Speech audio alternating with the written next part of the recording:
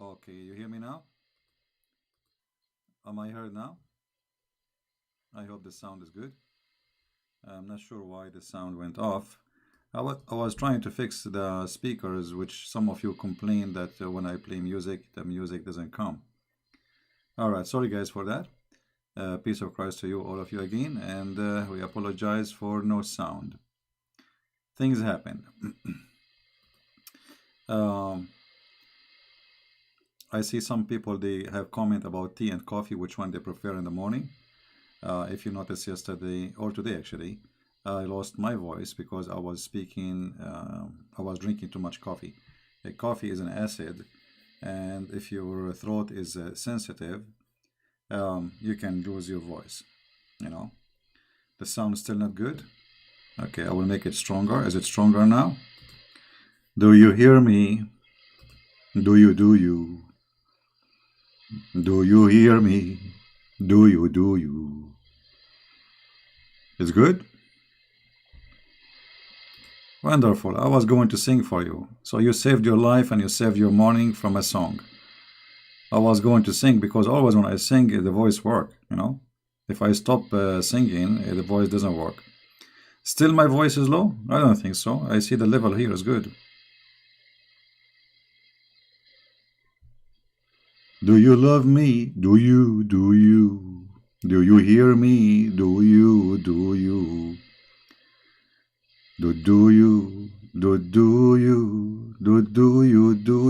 Do? Yes, we do. Yes, we do hear you, but we don't love you. Absolutely not you. Yes, you. Do you? All right. Okay. Um, yeah, this picture actually is from the Philippines. And you know, Philippines have a very beautiful beaches, in case you do not know. And additional to the Philippines have a very beautiful beaches. The Filipino people are very, very kind people. You know, me myself, I spend good time in the Philippines. And I have a lot of friends there actually. Actually, the first time I met with people from the Philippines who wanna take me to churches, you know, like introduce me to churches, it was kind of strange and weird. You know, they contacted me, and supposedly in a certain date we will be meeting in a Starbucks. All right, Starbucks.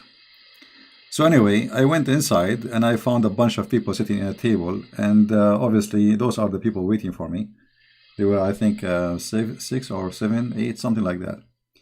And then I said with them, "Hello, how are you?" etc. And they said to me, "Your name?" I said, "A Christian Prince," and they look at each other. And then one of them he took the other one to the side. This is later they told me about what they were talking about. The first one he asked the second one. He said, "Is that his voice?" He said, "I think so." He said, "Are you sure?" He said, "Well, yeah, this is his voice. This is must be Christian Prince. This is you know." So they were not sure really, but they are like, "This is his voice, right?" You know. It was kind of funny. Uh,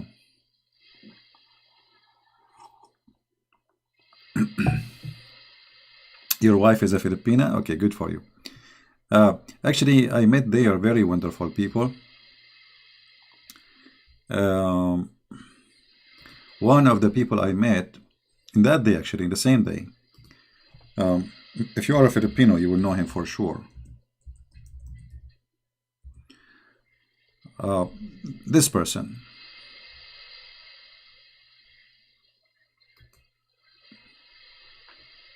I'm sure he sound familiar for Filipinos. He's a famous person in the Philippines. He's an actor. He is a TV host. You know, he have many drama program. So it was funny that you know that someone is famous like Mr.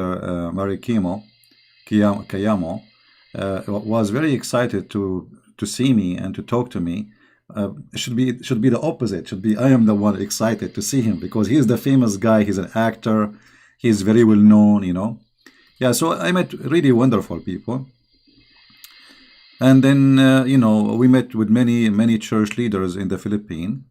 And then things became more interesting. We met with very high official in the Philippines. Like last visit, I met with the head of the founder of the Philippine Constitution, and he was the vice president of the Senate, and his son is the president of the Senate now. And I met with the speaker of the president. I met with congressmen, senators, you name it, and the foreign minister of the Philippines. Are you at the beach now? No, actually, I have a video running. I love the sound of the ocean. I love the ocean. I am an ocean person. The ocean is beautiful. It's a signature of God, and it brings you back to nature. Too many walls are around us, my friend. Too many walls, too many cars. We need to go back to the nature.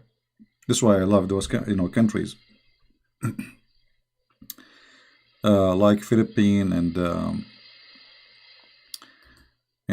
Anyway, I did not go until now to Indonesia either, even though I love to go. But it's kind of dangerous for me, isn't it? I'm not sure if I will arrive in the airport, I will be arrested immediately or not. Yeah, I went to Boracay. I went actually I went to places in the Philippines. Even Filipino did not go there. I went to ISIS a strong hold land. I went to Mindanao. I went to Cagayan de Oro, the city where the ISIS took over it.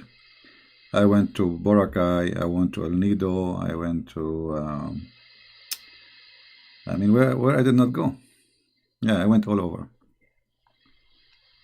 Actually, in Boracay, I have a very nice experience, because Boracay, for those who know, let me see if I can find you a picture. Boracay is a kind of a tourist location, very nice island.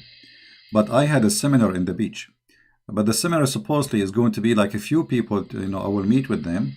And then they will see if they can invite me to their mega church.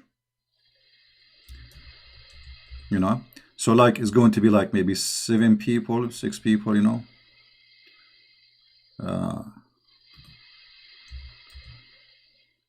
Let us see if we can find you a picture of Boracay. Yeah, this is a kind of you will get the image. Actually, the video I play for you here is from Boracay. Here we go. Let me be sure. Is that in Boracay already?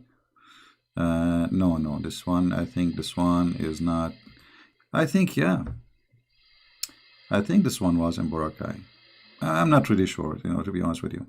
But anyway, this is Boracay. So supposedly I will meet with a bunch of guys who they are church leaders, and it's a smaller group, And we met, we rented a small corner in the beach. It's like coffee shop in the morning, and supposedly they will listen to me and they will decide what to do next. So we started, I think, 5 or 6, and then they start texting friends who they are coming. It's like a church coming to Boracay. It's like a tourist activity, church activity. So they start texting, and then the 7 they became 10, and the 10 became 12, 13, 14, 15, 16, and the coffee shop keep adding chairs, to the point they said we don't have no more chairs, So it was very interesting, and then they invited me to more churches, which is very nice. Yeah. There's no really topic. We are just having some nice talk with the people from Indonesia, Philippines, India, all Asia, as for sure people who they are awake in USA, because people who they are in Europe, they are in sleep right now. And I hope one day I will be able to go to Indonesia. But God knows how we can make it. The noise in the background is an ocean. Is it annoying? Is it bothering you? This is an ocean. Hey Pinoy, how are you?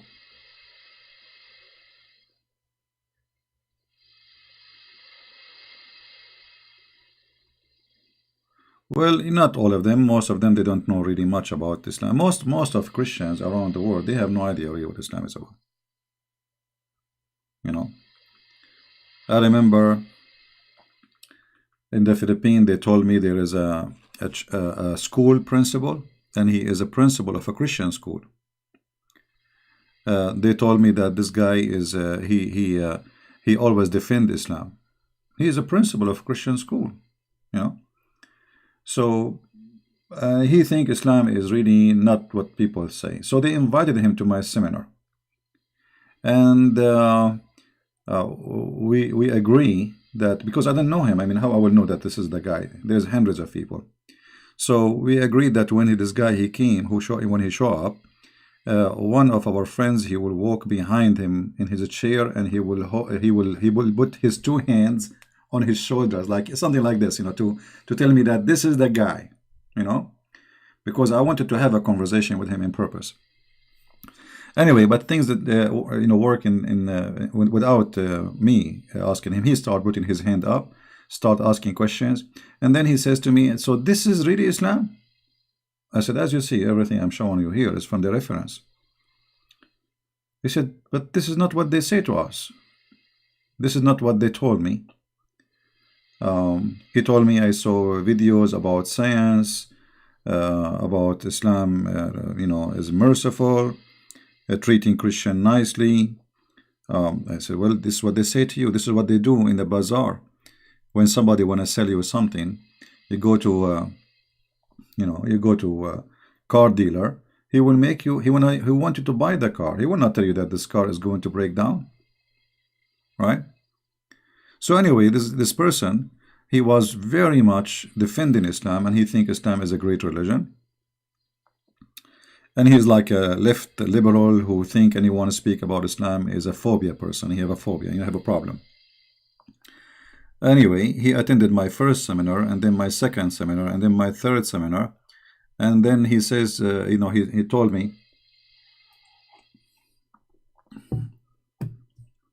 "Sometimes we think we are educated. It turned out our education was education of a bunch of fool. And thank you very much. I'm not going to attend any more of your seminars, because it's really painful for me to remember how I was defending this stupid religion. So I have enough of it. And I feel really bad about how I used to defend it, in front of Christians, misleading them." Yeah. So anyway, like generally speaking, Christians everywhere, they do not know much about Islam. But this is not their fault. It's the fault of the churches they go to. Our churches, go to any church. They don't talk about Islam. Nobody talk about Islam. They don't talk about anything, actually.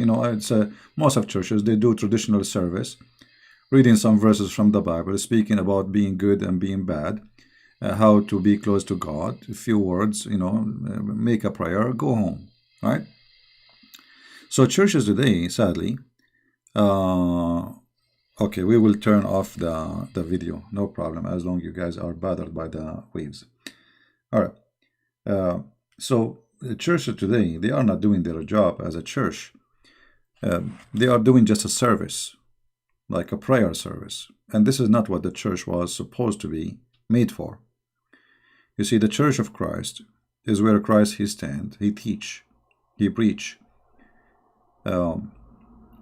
Not sit down, stand up, sit down, stand up, like Muslims, rituals. They turn the real, teaching of Jesus into rituals, into just a service, into like, okay, we remember God once a week. That is not really a church. Church is a community of Christians joining together, discussing things have to do with the Lord. That is a church. So, what happened that in our churches, these days, there is no education. Your son, your daughter, your wife, you yourself, you go to the church, you spend your life 20 years there, but you did not learn really anything. You did not learn about Jehovah's Witnesses, about the Mormon, about Islam, about, nobody teaching you. So when somebody, Muslim or Jehovah's Witnesses come to your door, you do not know what to say to them. And the other side, those who they are anti-Christianity, they are very well prepared. They are very well educated and they are trained to attack. And in the same time, you have no idea. So it's very easy for them to punch you in the face, and you have no idea how to return or to defend yourself. This is the case with Muslims too. Muslims since an early age, they will say to him the Christians are kuffar, they corrupt the book, etc. So there's a lot of attack on us since very early age. A Muslim, all his religion actually and his prayer is based on attacking us. Islam is not based on praying to God. Islam is based on attacking Christians and Jews and non-Muslims. This is Islam. If there's no enemy in Islam, there's no Islam. Enemy is a must. It's like, you want to make a soldier motivated to go for war, you need to find an enemy first. Otherwise, who need a soldier, right? So Islam as a cult based on violence needed an enemy, and that enemy was from whatever around. This is why we never see Muhammad speaking about Hindu, but Hindus was exist in his time, but he never spoke about Hindus because they are not there. He don't know them, he never heard of them. So his enmity is limited to those who he knew about them. In the same time, we as a Christians, we go to church. They teach us to love everybody, which is wonderful. To pray for everybody, including Muslims, which is wonderful. That's a good thing. But they don't teach us really how to answer questions. Nobody answer questions. And then suddenly the Christians, they found themselves under attack. Suddenly there is in the West, like we heard about Didat. And Didat make like, oh, big deal, like Didat. Didat is a potato. I can break him pieces without even opening a book. But Didat, he was debating people who have no idea what Islam is about. So it was only just an attack on Christianity and nothing against Islam. This is what make Didat look like he's strong. He knew what he's talking about. But when Didat, he did debate an Arab Christian, Anis Sharouch, he whipped the floor with him. And he made him shish kebab, even though Anis Sharouch is not really that much like powerful person in Islam. But even though, because he's a Christian minister, even though Anis Sharouch was able not only to break the Didat pieces, Didat did not show up for the second debate, which was scheduled. Then, we, people like me, we started making the revolution. And today we have a revolution to expose Islam. And all days is over. Thanks to the internet, thanks to like we can have live in YouTube. This is something new. Just a few years ago. Before that, it was very hard.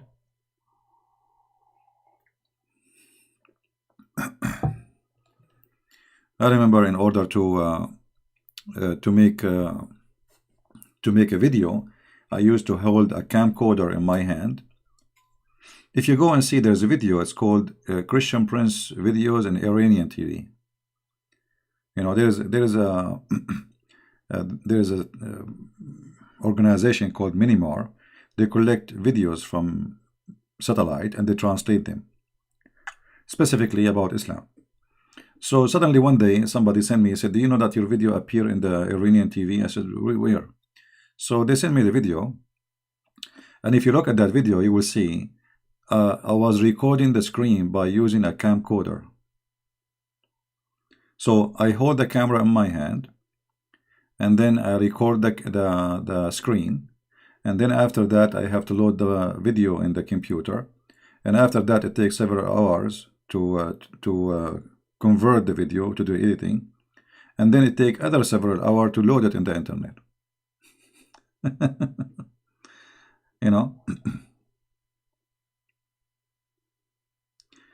What's your point of view? Should our government return Indonesian citizens who support ISIS in Syria? Well, your government, they should know that getting those people back will establish an ISIS in Indonesia. But I believe the question is how those people were able to go all the way to Syria unless ISIS already are there in Indonesia. You see, in order to have a young man to go and fight in Syria, you need somebody who recruit them, which means already ISIS is very well established in Indonesia. So they take them or not, ISIS is there. You know what I mean?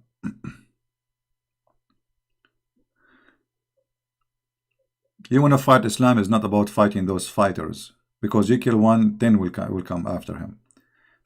To fight Islam is to fight Islam, not Muslims.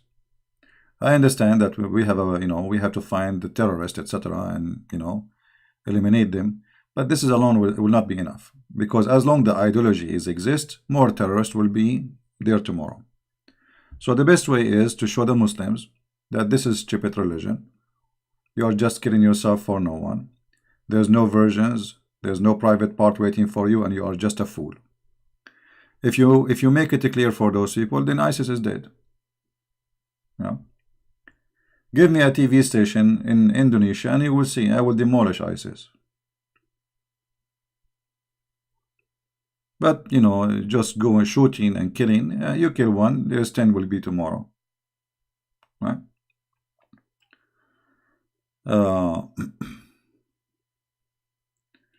Anyway, always intelligence is needed in any kind of warfare, and if you are just a person who depends on your muscles, you will be end as a fool. And this is what happened to those jihadists. They think because they have a Kalashnikov in their hand, they think they can fight the whole world.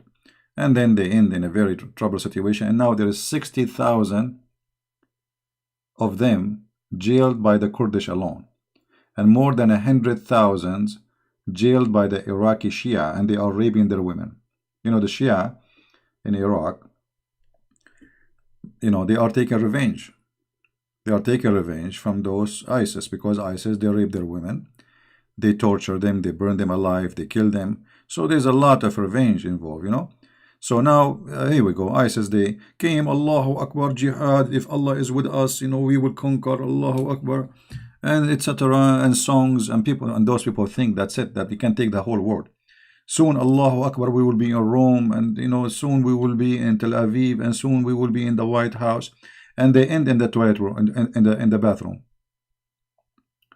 So my fear is not really ISIS. ISIS is always exist.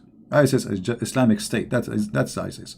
It's an idea. It's a dream of every Muslim who believes in Islam to establish a state, and this state is to conquer. Islam is a government. Islam never was a religion.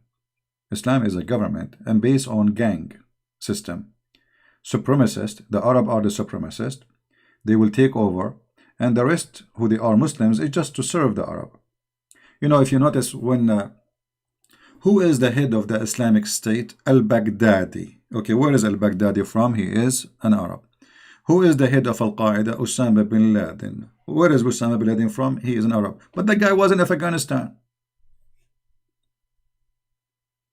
Shouldn't the head be an Afghani? No, an Arab. Because this is an Arab cult made by the Arab for the Arab, and the rest is just to serve the Arab. You go to Indonesia right now, you will see someone who is an Indonesian. He carry an Arab name. He is saying Arabic word even though he do not know what they mean. Like, I don't know if you remember, in Pakistan they send an ambassador to Saudi Arabia, and the Saudi government, they refused him. Why they refused him?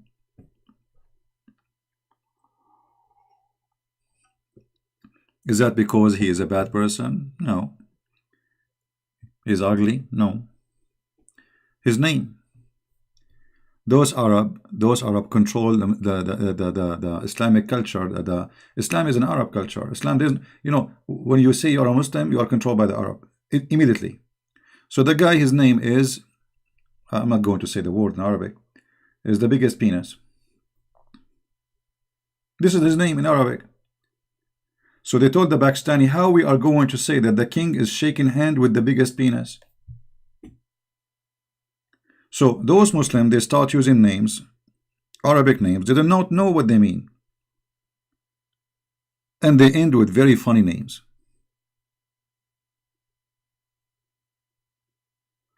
You can search it right away. Pakistani ambassador rejected by Saudi Arabia because of his name. What his name mean? You will see it. You know. Yeah. So they are controlled by the Arab. I remember there's a guy. He went to Bosnia to learn. At that time it was Yugoslavia, and he's a student. His family, they are not, for some reason they could not send him money for some time, so he started looking for a job. They told him we need an imam in the mosque, but the guy is an Arab Christian. All what they want is somebody who speak Arabic. They think anyone who speak Arabic is a Muslim. The guy, he could not find a job, so he accepted to be the imam for the Muslims in the mosque in Bosnia. He go inside the mosque, he say hummus falafel, Allahu Akbar, Alhamdulillah, etc. And those people, Ameen, Ameen, that's it, and he got his sari.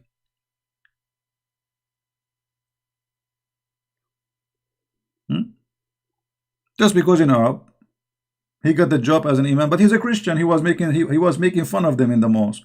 And those people, Allahu Akbar, Alhamdulillah, Alhamdulillah, Jazakallahu khairan ya Shaykh, ya, so they knew for Arabic word, and that's it. So you became enslaved by the Arab by accepting Islam. And look what the Indonesian people, as an example, they have a long heritage. They have their own culture. They have their own tradition, their music. The second Islam enter a place, you have to forget about everything. Is that true? If you want to practice Islam, you cannot practice anything from your heritage as an Indonesian. The clothes will change, the word will change, the names will change.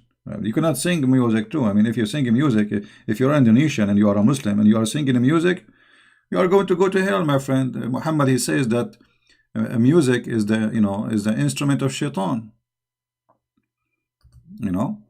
We are not making things up. Find me one Indonesian Muslim who don't listen to music. It's impossible.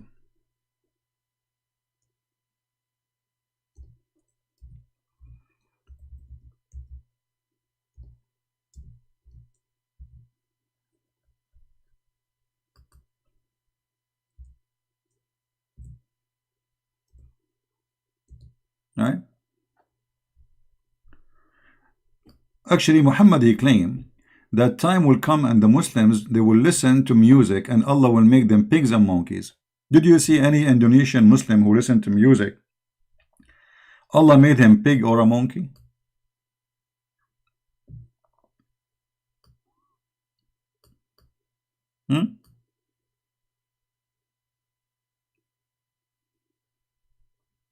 Do you see it? Obviously, Muhammad is a fraud.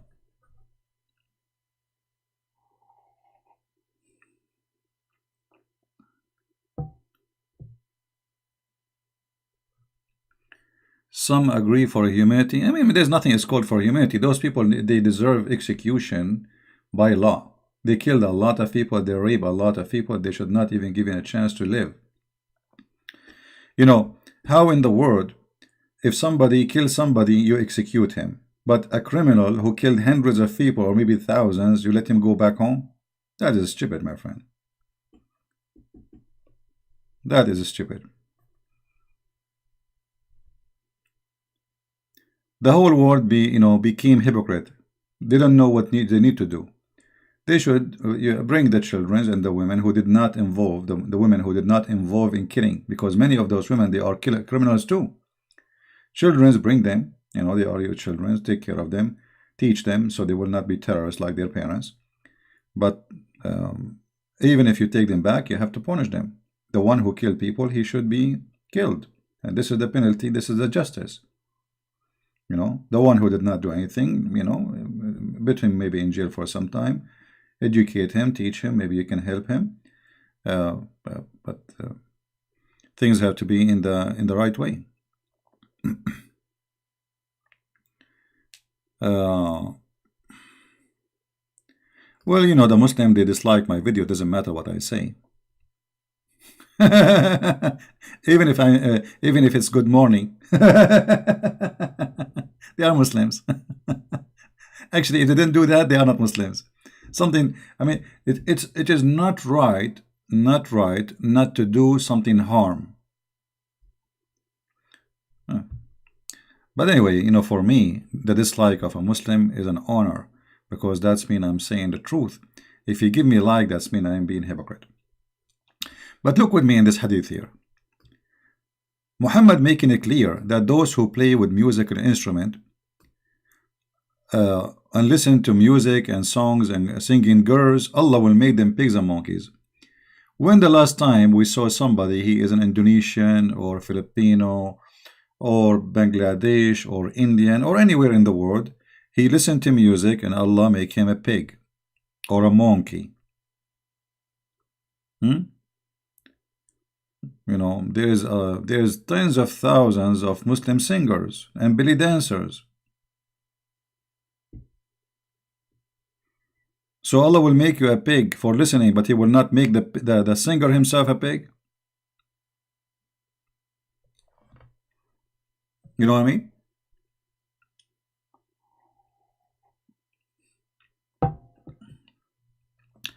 This is a religion from the cave time. Muhammad, he used those things just to control people, to make them do nothing. The only joy you have in Islam is sex, food. That's it. You know, when I was a kid, the Muslim, they have their Eid, right? Eid, their holiday. I mean, I look at this holiday. What this holiday is about? There's nothing. In the best scenario, they will take the kid to the park where he can play with the swing. That's it. The whole holiday is food. Nobody see you, you see nobody. Only family, they gather together, they eat like elephants, and then they snore, and that's it. And this is the holiday.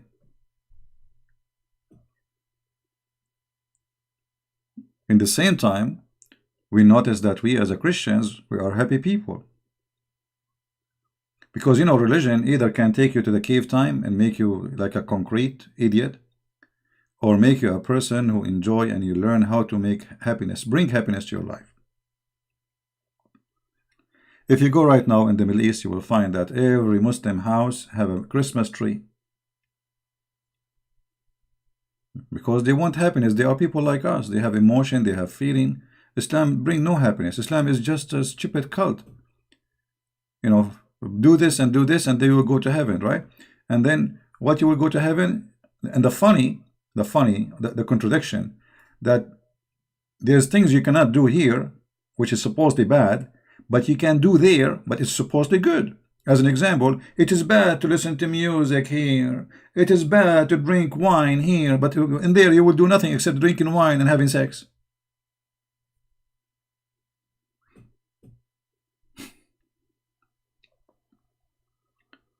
Right?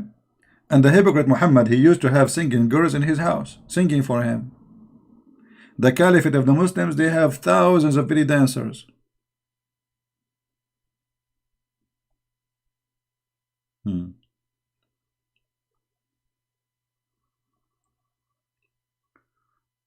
How many people here from Indonesia? Give me one, please. Let us see. I wish there's an option here so we can make like an easy count, but it's impossible.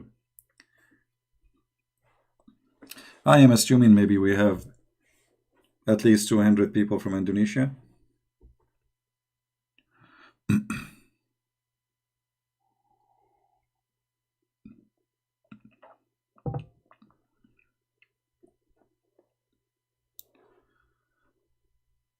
Okay.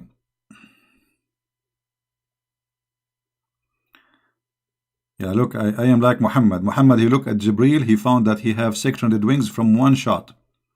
How he was able to count them, I have no idea. Let me see. I think we have 600 people from Indonesia now. All right. Hey, Koda from Jakarta. How are you, my friend? You know, like I like Jack, and but I don't know about Arta. So, but anyway, it's good. It's good. Like Jack and Arta, they make one city. ¿Cómo está? From Iloilo city in the Philippines. Yeah. How are you, Carlo, from Iloilo? Yeah, in the Philippines, there's nice names actually, which is like Iloilo. Don't remind me about this, my friend from Iloilo. I remember once I was asking somebody, I asked for tea, and the tea did not come. So I said, "Where is my tea?" And they said, "No, sir, don't say that." So why? They said, "Don't say that." So what the heck? What is that? Don't say that again. And I was repeating it, but I didn't know what it's mean. I'm just asking, where's my tea?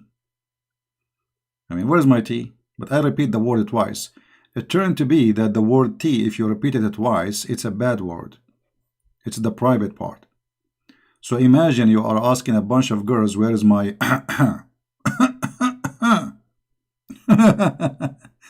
This is why, speaking in a country, in different language, you have to be careful. You might think you are saying nothing, but for them it might be a big deal. Yeah, I was asking for my tea, so I would say, where's my tea? And then I repeat the word twice because I was upset. I'm waiting for it, I said, no, sir, don't say that. I said, what? Say what? Don't say that, sir. Didn't say that. And they are laughing and they put their head down. And I said to myself, what's wrong with those people? I'm just asking about my tea, man.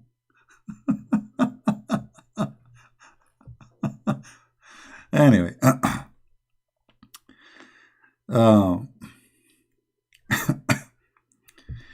Yeah, in languages, things can be confused. Actually, once I have a friend from the old days when you used to have a VCR, VCR video. So I found videos in the libraries in Arabic. It's an Egyptian movie. The American guy, he's from the church. He came to my place and he visited me. He said, "So what is this?" I said, those are Egyptian movie, but if you want, you can take them. They have subtitle in English." I said, "Okay." He said, "There's nothing wrong there." He said, "Absolutely, I will not let something, So anyway, he took the videos, and then he called me. He said, "You told me nothing wrong there." I said, "Yeah, nothing wrong." He said, "Do you know what they were calling one of the people? They keep saying the word the PUS, why?" I said, I said, "This is the name of the actor." This is a very well-known word in Egypt. Actually, there's a very famous actor. This is her name. So when you hear it, you think they are using the, yeah. So like different language can be really mean something else. You have one question. Samar Ibrahim. How are you, Samar? What is your question? Give me your question, Samar. Welcome from Davao. How are you, my friend? Very beautiful. I love Davao actually. They have the air there was really very fresh and nice, not like Manila. Yes, Samar. What do you want? What do you want? I am here. What do you want? Give me the question.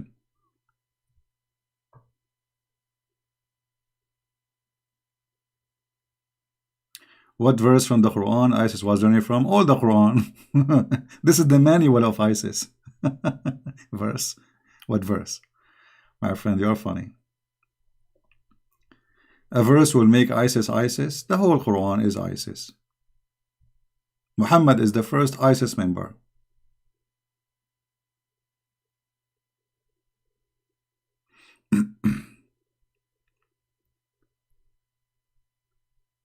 Where Waraka get it from was Jibril. Okay. Yeah, Samar, she is asking question here. I assume that this is a lady, because this is an Arabic name for a female.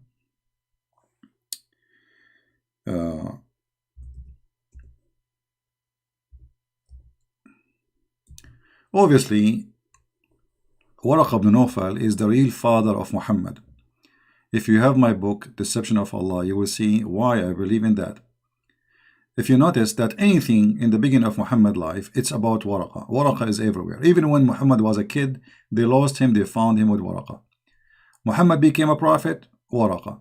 Muhammad received Quran, Waraqa. Muhammad saw the angel, Waraqa. Who is the one who tell Muhammad what he saw? Waraqa. So here you will see that Waraqa, this is the Muslim hadith here, it says, Waraqa was the son of the paternal uncle, and obviously he is the one who married him, or he have to do with it, with marrying Khadija. Her father brother, who during the pre-Islamic period became a Christian. In fact, he did not become a Christian, he became Nasara. And he used to write the Arabic writing, and he used to write of the gospel in Arabic. That is the Quran. Do you see it? This is the Quran. How are you, my friend? My friend, comforter spirit. How are you? Thank you. Take care of your friend, yourself in Singapore. I know we hear bad news about the virus spreading, so be careful, my friend. So you see here, Samar, Waraqa, obviously, he is the real father of Muhammad, and he is establishing his sect in Arabia, the Nasara sect.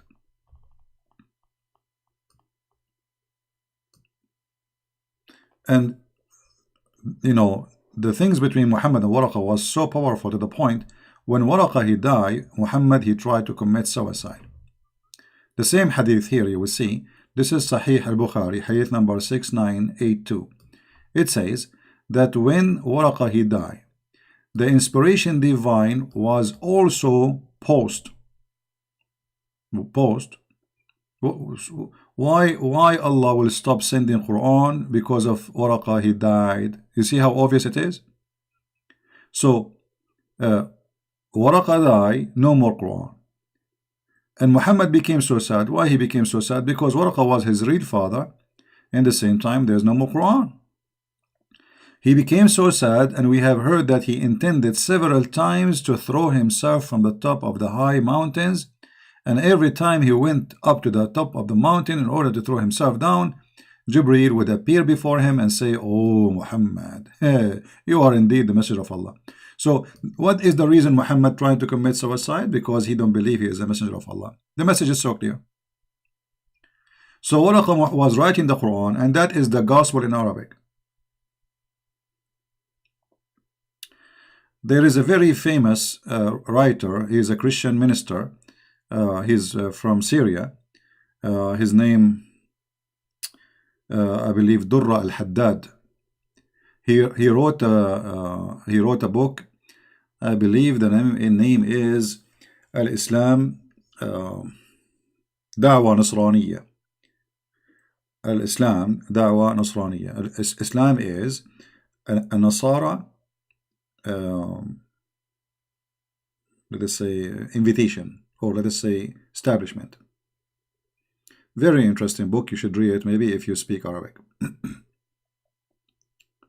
I hope I did answer you, Samar Ibrahim.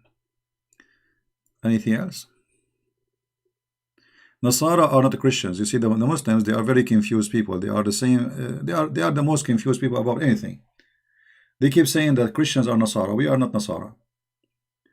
And actually, you know, if you ask them why the word Nasara, what the word Nasara mean? Just to show you how funny the Muslims are. Anyone knows what the word Nasara mean?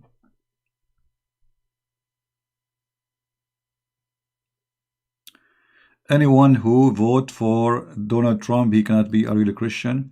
Saudi Arabia commit a horrific genocide in Yemen, and Donald Trump supplying the Saudi with English weapons worth in 100 billion.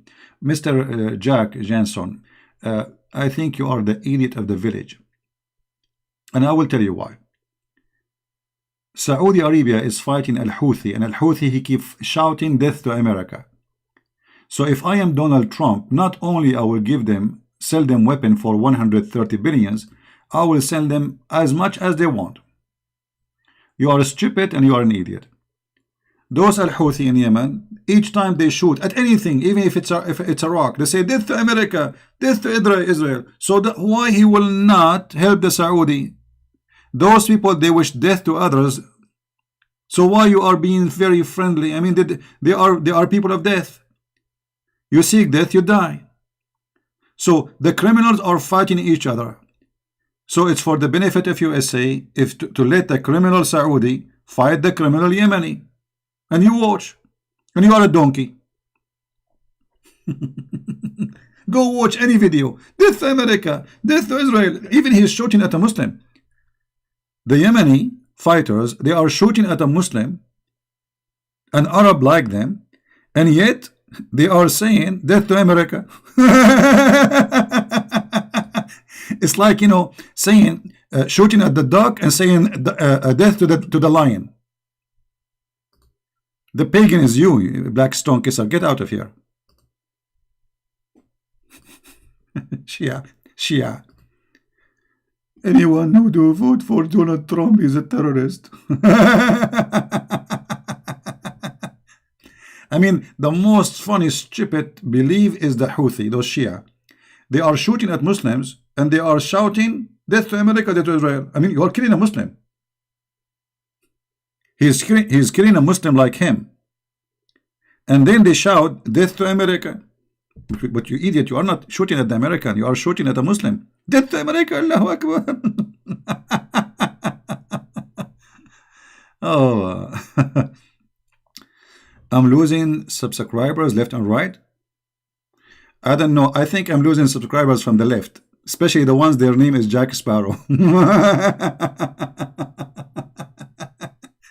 Hey, Jack Sparrow. As long as I'm losing subscribers, why you are here? Are you stupid or what? No, my friend. My subscribers are skyrocketing. I have tens of thousands, my friend. What are you talking about? I just started. I have, like, you know, it's not even, people are not preparing for me, you know. And look how many people are watching. Potato like your prophet. By the way, you did not answer me about as long your name is Jack Sparrow. I asked you about the fountain of youth which Muhammad he spoke of. Do you believe in it, Jack Sparrow, or it was just a movie? This is your prophet. As long you will not change your name. This is your prophet claiming that there's a fountain. If you drink from it, brother, you will live forever, brother. What do you think? Do you agree with your prophet, or you agree that your prophet is a fraud? Is your prophet losing subscribers? How many Muslims they left Islam because of a Christian prince? So you can imagine how many subscribers. Not only they don't like Muhammad no more, they fight him. Fountain of youth, my friend. Who isn't a donkey who wanna believe that there's a fountain of youth? You drink from it, you live, even if you are dead. Are you there, Jack Sparrow? You will go in the dead mood now. Brother, I am Prophet Muhammad. I'm going to tell you, and I will send you a messenger. His name is Jack Sparrow. He will make a movie. It's called The Pirate of the Caribbean. And in the movie, he will mention for you that there is a fountain. It's called the Fountain of Youth. Do you see it? And then the water called Ma'ul Hayat. Water of life. If. I'm lying? I'm showing the screen, you idiot. Guys, I'm lying. It's in the screen in front of you. And this is Sahih al-Bukhari. You idiot. This is Sahih al-Bukhari. Here we go. This is the hadith, Sahih al-Bukhari, hadith number 6573, and bingo. And this is the water of life, brother. Water of life. I mean, obviously, your prophet is a real prophet.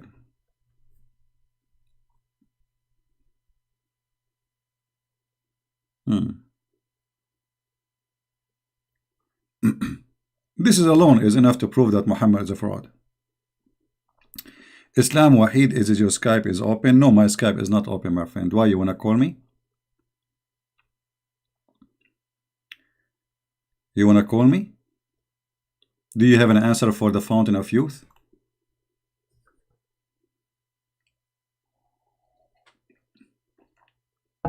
Who is a Muslim? He can tell us why Muhammad he come with such a lie. Either you say that Muhammad is lying, or you accept that there's a fountain of youth. You drink from it, you become alive even if you are dead. Who is a Muslim believe in this story? Any Jack Sparrow here? Okay, Islam, I will turn the Skype just for you. Give me a second, please.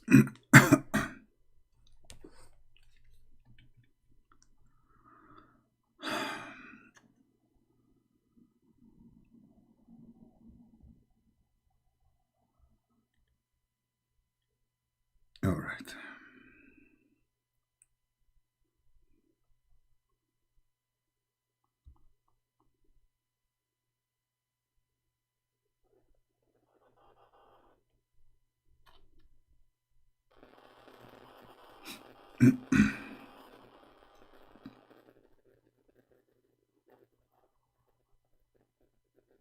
Usually Muslims, when they call me, they don't really talk no more. They play a sound, a video or something, you know. Childless. But, you know, we give them a chance.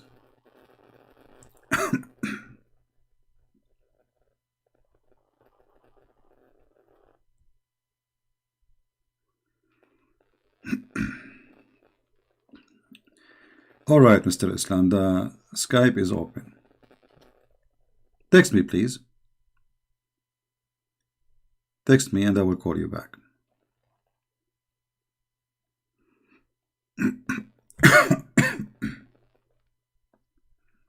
Tell me what is your name in Skype, so I will answer you, because I have too many texts.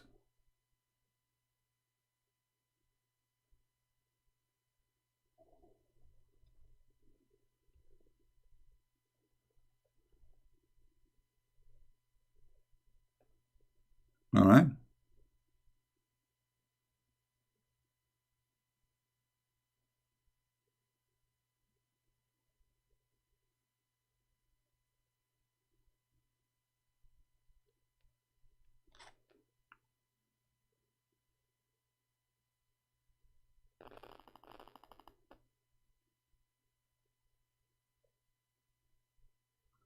Where are you?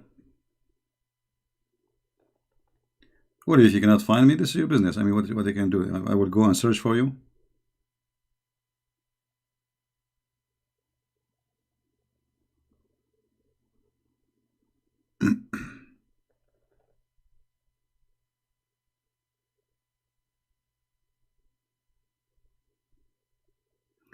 People, they text me and say, is that a CP? Yeah, it is me. And so Islam, so Nasara mean, I will go back to this topic. Let us see after we answer this person here. Are you going to call me Islam or not? I will give you 5 minutes to find the name and call me, otherwise I will go out of Skype. Now we go back to Nasara.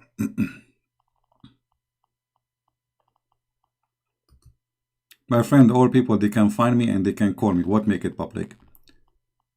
Just add Debate TV and call me. Make it public. And this is not you.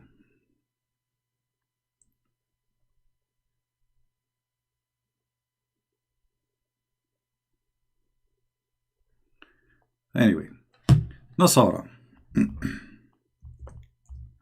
Nasara supposedly mean the helpers. The helpers of Jesus.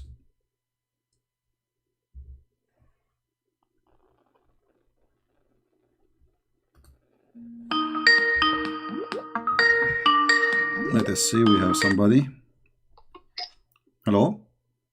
Hello? Yes? Hi. Hello, you are live on air. Who is talking? Hello? You are live on air. Mute YouTube, please. Okay. Doesn't the Bible talk about water? Yeah, the Bible talk about water, so then why are you making fun of Islam? the Bible says there is a water, if you drink from it, you will become youth and you will live forever. Yes. Where it says that? The fountain of life. Where is that? in the Bible. Where? Jesus talks about it. Where? Show me the verse. YouTube, please. Jesus talks about it. My friend, don't tell me Jesus talk about it. Just tell me where. I am ignorant. I want to learn from you. Where in the Bible it says there is a fountain of water, you drink from it, you became young, and you live forever? In Revelation 21, 1. Revelation 21, right? And verse 1. All right, read it for us. You read. No, I do not know. I'm ignorant. I don't know how to read. Go ahead. I want you to read it. Well, I want to see from you where you get this from. You read it for me. I don't see it there. Then the angel showed me a river of the water of life. You are talking. You are talking about Revelation chapter 21, right? Chapter 22. 22. Okay. All right.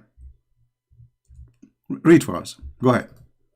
Then the angel showed me a river of the water of life, as crystal, as clear, flowing from the throne of God and of the Lamb. Okay. Where in there it says this is a water, which is, if you drink from it, you become youth. Then if you drink it, what happens to Well, you? Isn't it the Quran says we made everything living thing from water? This is the water of life. Everything is made from, every living thing is made from water. So the water which all of us, we have our life from as a source of life, is this water. However, this is a book of Revelation. This is about metaphorical things, not about real water. But if you want to take it as a water, nowhere it's there it says that this is a water. If you drink from it, you become youth and you will live forever. But what is the water of life? What happens if you drink life? The water of life, Jesus said, the one who drink my water, he will live forever, which means the one who accept me and believe in me, that is my water. Okay. And that's the same thing as the hadith you talked about. No, here we go. This is about physical fish. The fish was dead, and the fish, some water fell on it, and the fish became alive. And the prophet, his name is Al-Khadr. His name is Al-Khadr because he drank from that water, and this is why if he sit in any place, he make it green. This is why they call him Al-Khadr. Khadr meaning green. Okay. Yeah, so what we are talking about here, a real fountain of life, if you drink from it, you will be young and live forever. And in the Bible, this is about metaphorical thing, that the source of everything is God. All life is coming from God, and everything is created by Him and for Him. And that what it is clear and crystal, which means He is pure, He is holy, proceeding from the throne of God. So you are comparing between two things have nothing to do with each other. It says the same thing. No, here. Okay. Water of life. No. You see, here, this is a physical water. You drink from it, and you become. Even the fish was dead. Do you see the story? Do you see the story? Yeah, people will drink the water too of life. No, okay. Who in the world want to believe that there's a fountain? If you put some water from it on the fish will come back alive. Do you really believe in this? What? You believe that there is a fountain of water. If we take some drop of the water, we throw it at the fish will become alive. If Allah wills it, then why not? Okay, but you see here, we have a problem. Allah is God. And Allah, He says, every one of you is going to face death. And then we find that there is something, have nothing to do with Allah, because this is not from Allah. This is the afterlife. No, this is Musa's when he was a prophet for Israel. Allah, He sent him to learn from a prophet. His name is Al-Khadr. And He told him, take with you a fish, and when you lose the fish, this is the sign you will find Al-Khadr. So he took the fish with him, which is a whale, and then some water of the water of life dropped on the fish, and the fish became alive. And then he followed the fish trace, because the fish, imagine, has a trace in the ocean. The ocean became like a rock. Read the story. So you are calling me, and you cannot explain anything except saying if Allah He want. Well, Allah He cannot have that. Why? Because the Muslim, they claim that everyone will die, and وَمَا مِنْكُمُ إِلَّا every one of you زَائِقُ الْمَوْتِ, which means he is going to taste the death. But this fountain is against that, because Every one of you can live forever. Then Al-Khadr, he drank from this water, he's alive. He was in the funeral of Noah. He was in the funeral of Musa. He was in the funeral of Muhammad, and he's alive until now. So this is the most funny story. Obviously, it's a fairy tale story taken from the story of Gilgamesh. But okay, so what you're talking about is the water is the thing that you're having trouble with is that the water is on earth. Right? It is an earth. This is Musa's, my friend. The story here is saying that he will go to Al-Bahrain. You know Al-Bahrain? It's a country. It's here. It's next to Emirat. You know Al-Bahrain? Okay. Okay. So this is Al-Bahrain. Allah, he told Musa. He said, a person, he asked him, is there someone he knows about Allah more than you? Musa says no. Then Allah, he says to Musa, no, there is someone. He is my slave. And Musa, he said, okay, send me to him. I want to learn from him. Here we go. Read the story from the beginning. The problem, you did not take the effort yourself to read the story from the beginning. Allah, he sent him to his servant. His name is Al-Khadr. So he will learn from him. You know? And this was on earth. This is Musa is not in heaven. This is on earth. So he went all the way to Al-Bahrain, and he have a servant with him. Musa, he have a servant. I don't see what the problem is. The problem is, this is a fairy tale, that there is a guy, his name is Al-Khadr, and he drank from the fountain of youth. But you have double standard, because the book of Revelation, if you read it, talks about dragons. This is all metaphor. There's no dragon. There's nothing. This is all metaphorical. You know, you are trying to make it literally, but this is, as you see, it's a book of Revelation. This is not about something happened. It's not about something, you know, like physically real. This is no. You are the fake. The book of Revelation about God in a metaphorical way. Everything there is a metaphorical. You know, when you say that the throne of God, do God really have a throne, chairs, have four legs? In Islam, yes. In Christianity, no. So, for us, the throne of God present the authority. For you, the throne of God is carried by eight mountain goats. Literally. It's okay, though. You can argue the same thing for Islam, that's metaphorical. No, you see, you have to prove it. You see, for me, you can say it's a metaphorical, but no Muslim says it's a metaphorical. You are the only one making things up. So for us, this is our belief. You can go right now, open any interpretation for the verse you are reading. All of them, they will say the same. It's not like Christian Prince is coming to you with his own belief. When you speak to somebody about his belief, you have to accept his belief. Now, I'm asking you, according to your belief, is this a story metaphorical or real? It can be interpreted as any way you want. No, it's not about me. I want it. I'm saying according to Islam. According to Islam, not according to individuals, me or you. According to Islam, is this a story real or not? It depends. Like if you read it, it depends on how you interpret. There's nothing. It's called, you know, the meaning. When we ask a Muslim, Sheikh, is he going to say this is a real story happened or this is metaphorical? He will say it's real story and it happened. Not a single Muslim sheikh, he will say to you that this is not true. Okay, but do you like have a stronger argument? What do you mean? Like this argument isn't strong. Okay, what do you want? Okay, choose a topic and we will go there for you. Just because I like talking to you. Actually, you sound like a nice lady, and you know, we can have a good conversation. Choose for me a topic which is a strong argument for you to prove to me Islam is true. You see, I'm not going to pick up my cherries against Islam. I want you to find me the most powerful thing for you as a Muslim you can convince a Christian with. What is that? Are you there? Look like we lost her. Hello? No, we did not lose her. What happened? Call me back, please, because I cannot see your name. Hello? Hello? Yes. Did you hear me what I said?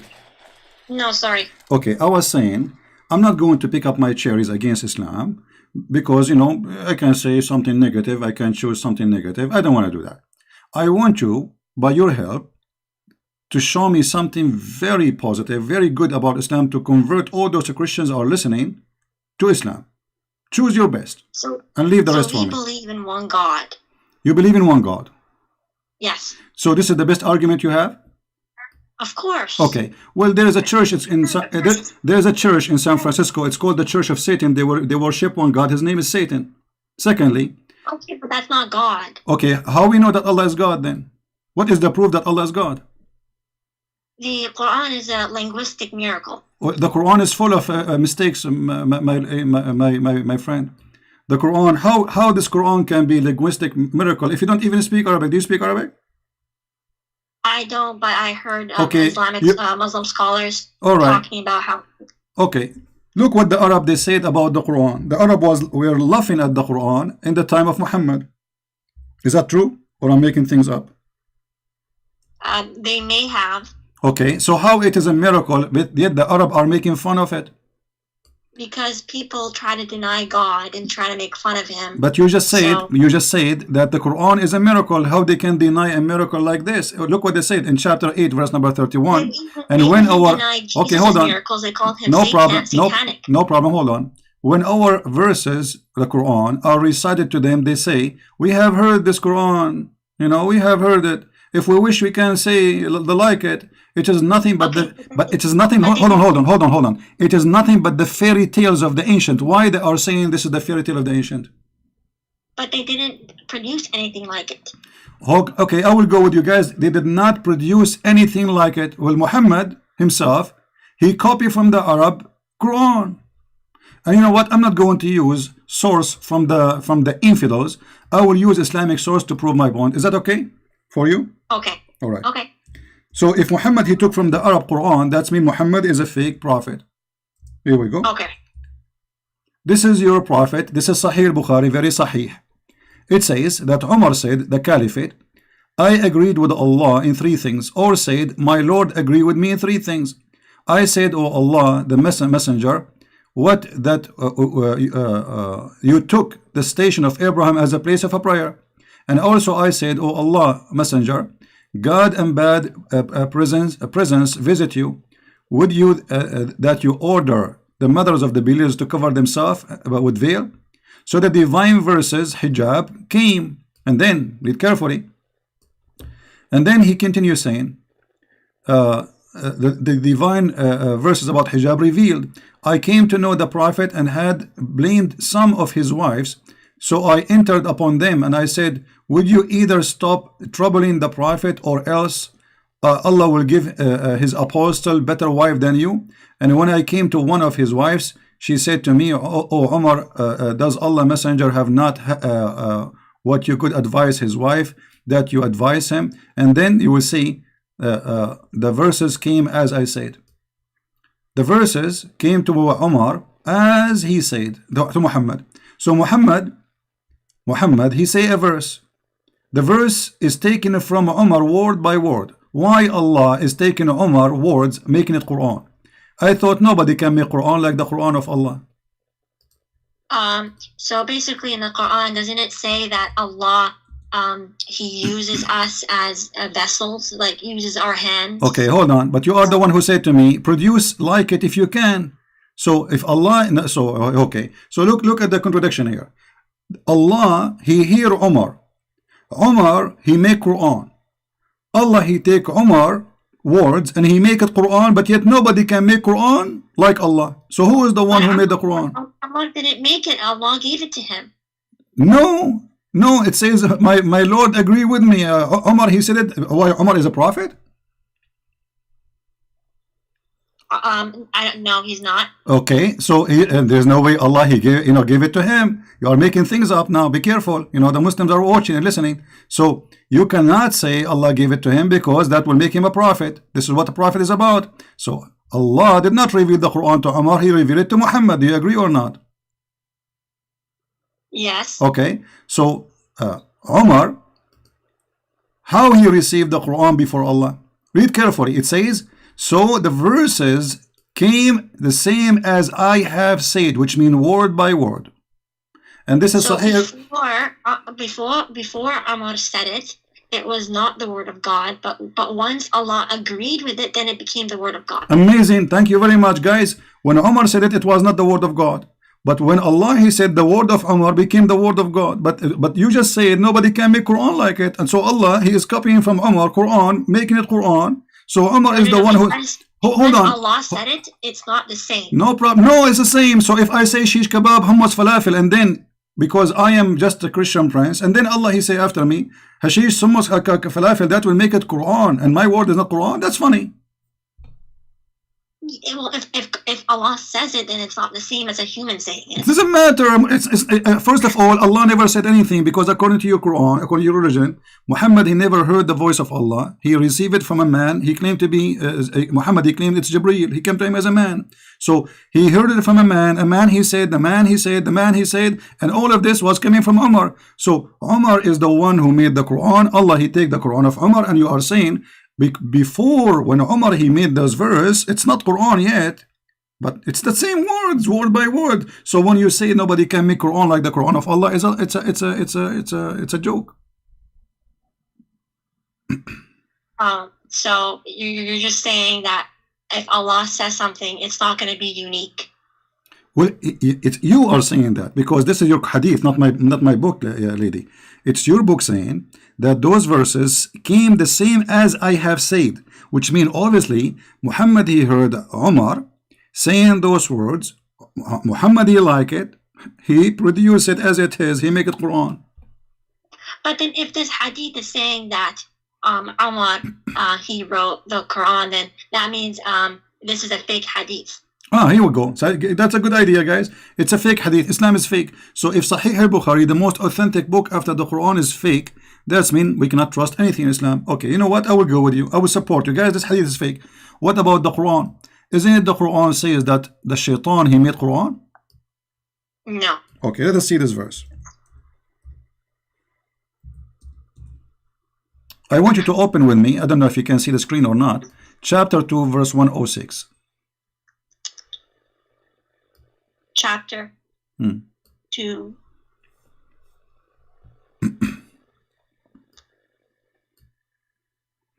Verse 106. It says, okay, whatever verses or revelation we do abrogate or cause to be forgotten. Who is the one causing the Quran to be forgotten?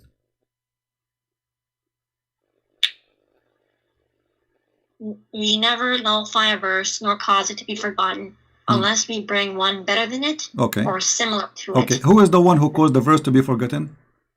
Allah. Thank you very much. And why Allah, he do that? So basically, if a verse was sent down for a particular period of time, then like after that particular period of time, then it won't be necessary anymore. So okay, then it would change. Guys, the Quran is not necessary anymore. We throw it in the trash. Look what the verse is saying. It says similar to it. So okay, I will give you an example. So it's like the Old Testament and New Testament. Hold on. No. The Old Testament is there. Nothing changed. God did not make me forget it. It's there word by word. So listen carefully here. What you said. Allah will make you forget the Quran. So he will make the same verse because it says similar. Does it say similar? But we don't know what similar means. Okay, now we know what similar word he's using my language, Arabic. نأتي بخير مثلها منها أو مثلها. It's exactly the same or better. Okay, let us go by one. Allah will cause me to forget of this verse. Let us make a verse. I'm not trying to insult, but just to give you an example. Eat apple, it is healthy. Okay, Allah now, he make me forget the verse, eat apple, it's healthy. And now he will make a verse similar. Okay, eat apple, it is healthy. This is a similar verse. So what the point? Why Allah, he make you forget Quran if he will make similar? It's for if one verse is abrogated, then he'll bring another verse that's similar. How it's abrogated? Lady, he says two options. Look, listen carefully. Abrogated or caused to be forgotten. So those who they are caused to be forgotten, Allah, he will make something better or similar. Don't mix things. So he will make you forget about eating apple. Allah, he said in the verse number 10, chapter number 10, verse number 1, eat apple. Okay, Allah, he make you forget this verse. He make a new chapter. It's chapter number 11, verse number 1. It says eat apple, but they are the same. Now Allah is saying he will make similar verse, which doesn't make sense. This is a crazy talk. But if we go to different verse, And later I will be back here to this verse, but I'm trying to connect the dot to you so you can understand me. Okay. The Quran says that Allah, He will delete the satanic verses from the Quran. For which one? Is that correct? For which? Allah, He will delete the satanic verses from the Quran. Is that correct? What are you talking about? Satanic verses? Exactly. Well, what are you talking about? Okay, guys, did she say, this lady, satanic verses? Did you say that or me? No, you said that. No, you are the one who said satanic verses, not me. You just said satanic. No, you are the one who said, are you talking about satanic verses? No, you said satanic, and I said, are you talking about? No, like, no, I said, is it true? My question was, is it true that Allah will delete the verses made by satanic? You said, are you talking about satanic verses? Yeah, so okay. Those are the lies. Okay, so you confirm. Okay, let's see if it's a lie. So this is the lie, guys. It's a lie. Read the verse with me. Chapter 22, verse number 52. Go ahead. I'm listening. Never did we send a messenger or a prophet before you, but when he did recite revelation or narrated or spoke, shaitan threw in it, but Allah abolishes that what shaitan throws. Then Allah establishes his revelations, and Allah is all knower, all wise. Okay, so Allah will abolish what? What shaitan threw. He throw where? Where he throw? It does not say. Okay, it says, here we go. He recite revelation. It's revelation. When he did recite the revelation or narrated or spoke, shaitan, he throws some falsehood in it. Where in it? In it what? In the speech. In the speech, which is revelation. Okay. Okay, so now it's confirmed in the Quran that shaitan, he made satanic verses, and Allah saying, but Allah abolishes that. Thank you very much. No problem, guys, but Allah abolished it. Okay, question. How Muhammad did not notice that this is satanic verses, yet Allah is the one who will abolish it? Look what happened. Your prophet, he was talking. Shaitan, he put words in his mouth. Muhammad, he did not notice that this is not from Allah, which means it was a perfect Quran for him. And then after he speak, he went home. Few days after, Jibreel, he come to his house. He knocked at the door. Habibi Muhammad, what you did, Habibi? He said, what? He said, the verses you say, those are not from Allah. Okay, hold on. The Quran says nobody can make Quran like the Quran of Allah. Who is going to be the judge? Muhammad. Because how we will know if this is from Allah or not? Muhammad is the prophet. Who is better than Muhammad to recognize which Quran, which is not? Muhammad himself. It does not say that Muhammad knew that it was shaitan. It does not say that Muhammad did not know that shaitan threw it. Thank you. No, it says he did not know. I can show you the interpretation. You want to show me the interpretation? Yes. All right, no problem. All right, give me a second, please. You see, here we don't talk from our own because that will not be right. As we said, when we debate Muslims, we debate them about their belief, not what we claim. All right. So we will go to the interpretation of the Quran and we will open it.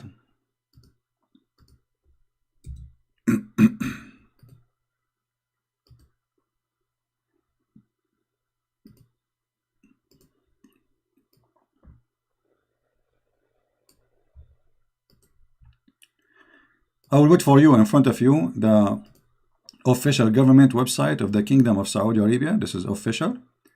This is not like a website made by somebody who's a Christian or, you know. This is very official. Okay. And we will see what happened. Just give me a second.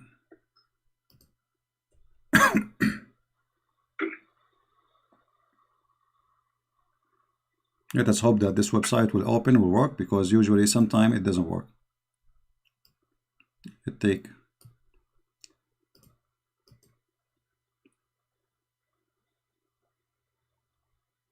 This is not like should.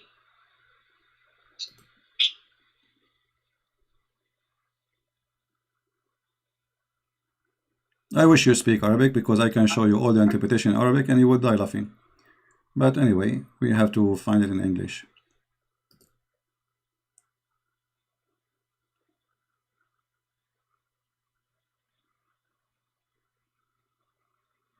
Well, look like the website here is not opening, so I'm going to open it in Arabic temporarily. Enter the Okay. website open. All right. Okay. I will do it in an easy way, you know. I will search in front of you in Google. Search. But I No, don't no. think that that's the only interpretation for No, this. no, I will show you any interpretation you like. Anyone, all of them. Actually, here we go. This website have all interpretation in one page. All right. But I don't think any scholar would say this is the definitive Well, interpretation for all this right. verse. Well, we will see. I mean, well, no. What do you mean? Any scholar says? So you, are you saying you Muslims, every one of you make up his own mind about what he like? What, you know, he make up a religion? Do you have a religion or you have opinion? Well, yeah, there are different opinions, right? No. So you don't have a religion. It's called Islam. You have opinion about religion called Islam.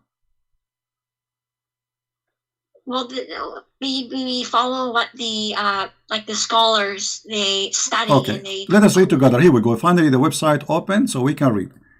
Would you please read for me the screen? I put it for you on the screen. Oh, it's in Arabic. No, now it's in English. I just move. It's going to take maybe a second for you to see it.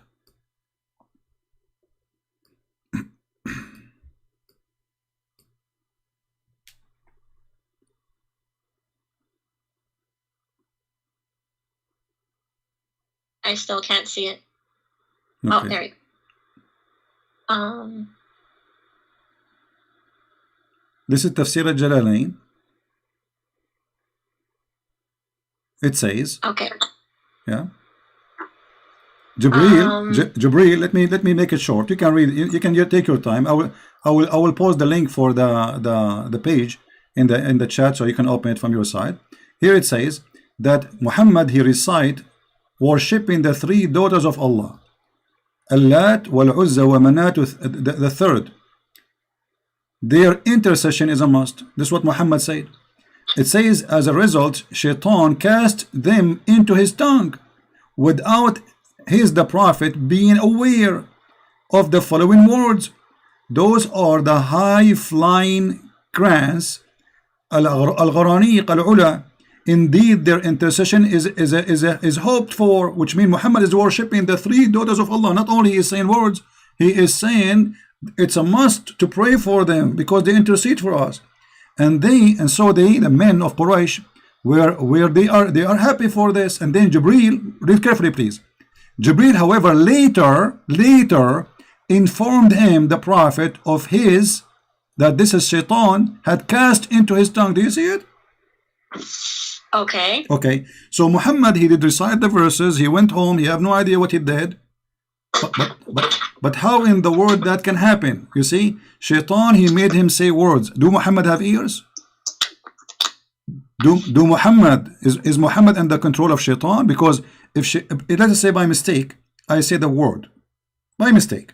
You know, sometimes we do it actually. Sometimes I want to say something, I say something else. This is happen.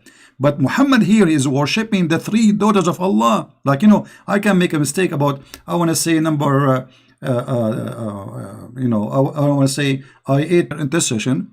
And then he went home as if nothing happened. Then Jibreel later, he came and he informed him that this is not from Allah. So the Quran confirmed that Shaitan, he threw verses in the mouth of Muhammad, and Muhammad is the last one to know.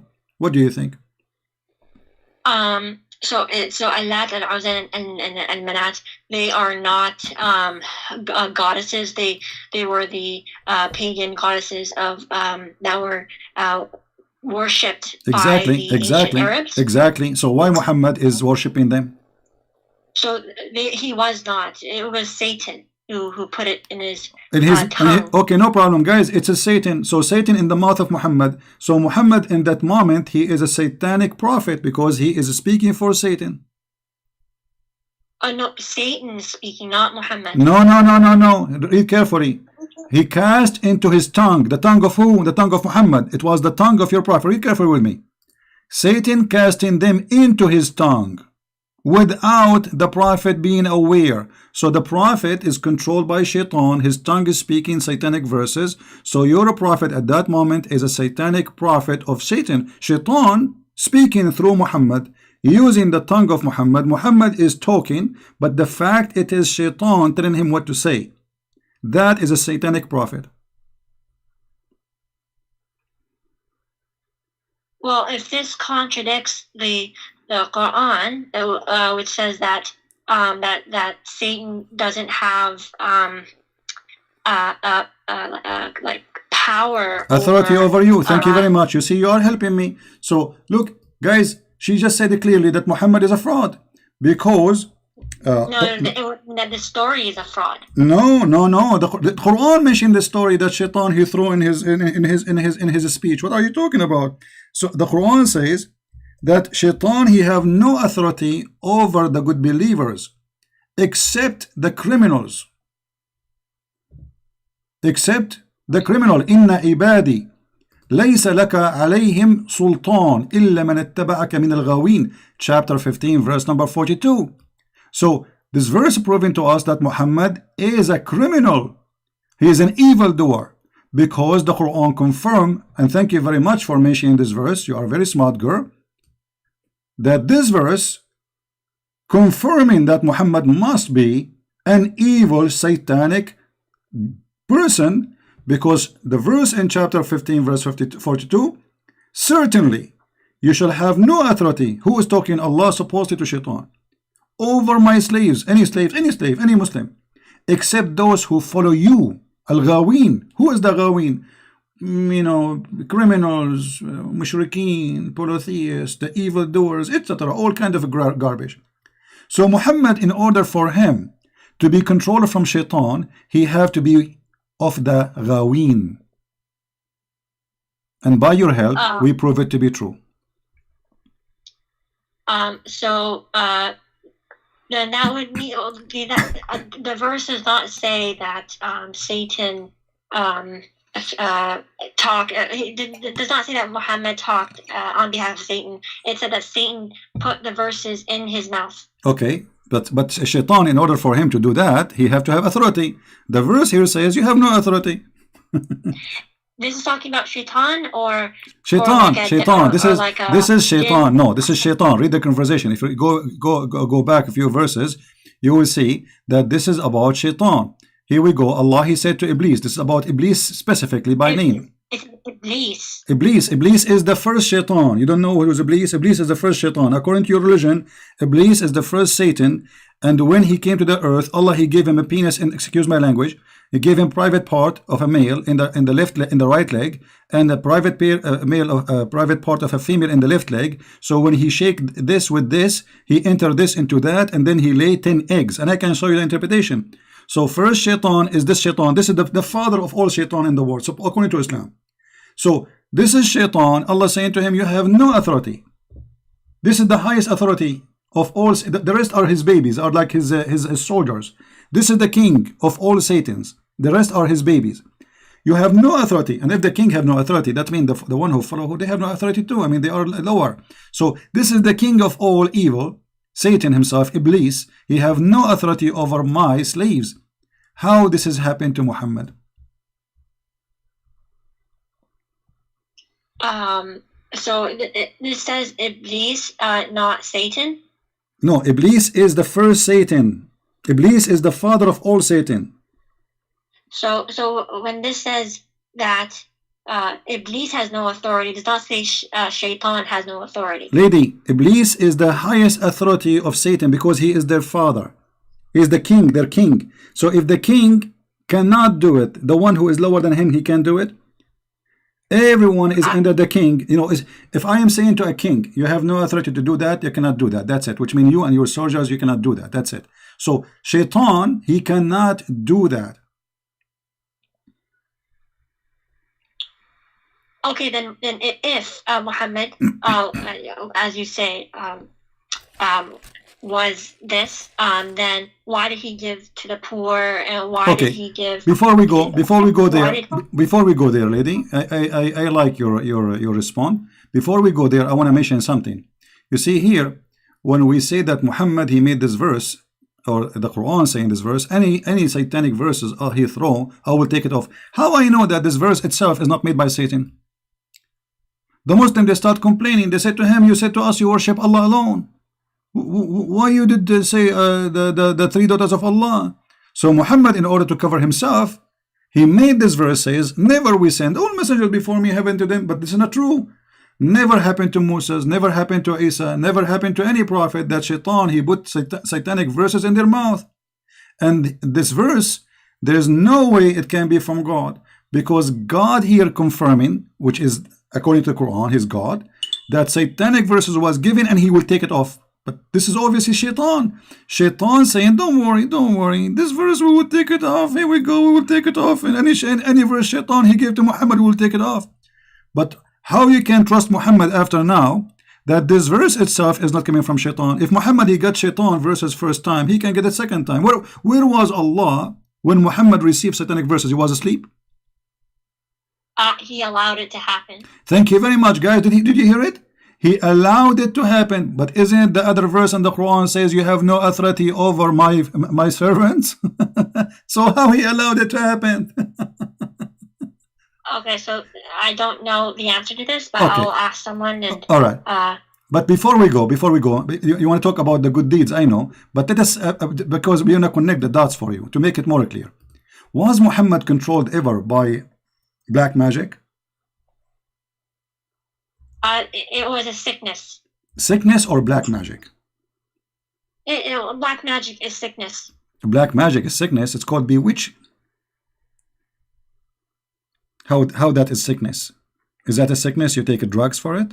You take aspirin So or sick for some time, and then after he was healed by Allah. okay? But is it really sickness or black magic, which is the shaitan? Black magic is from humans. They perform the black magic. No. You see, the black magic, the first one who taught black magic, Allah, he opened a Harry Potter school in the Babylon Tower. Is that correct? It was with the two angels. Yes, the two angels, and then the two angels they taught the shayateen too. Read the verse, chapter 2, verse 102. Allah, he sent two angels, Harut and Marut, and they opened Harry Potter school in the Babylon Tower next to Saddam Hussein house, and then they teach magic, and then this is in the Babylon, and then Shaitan, he used those magic to harm people.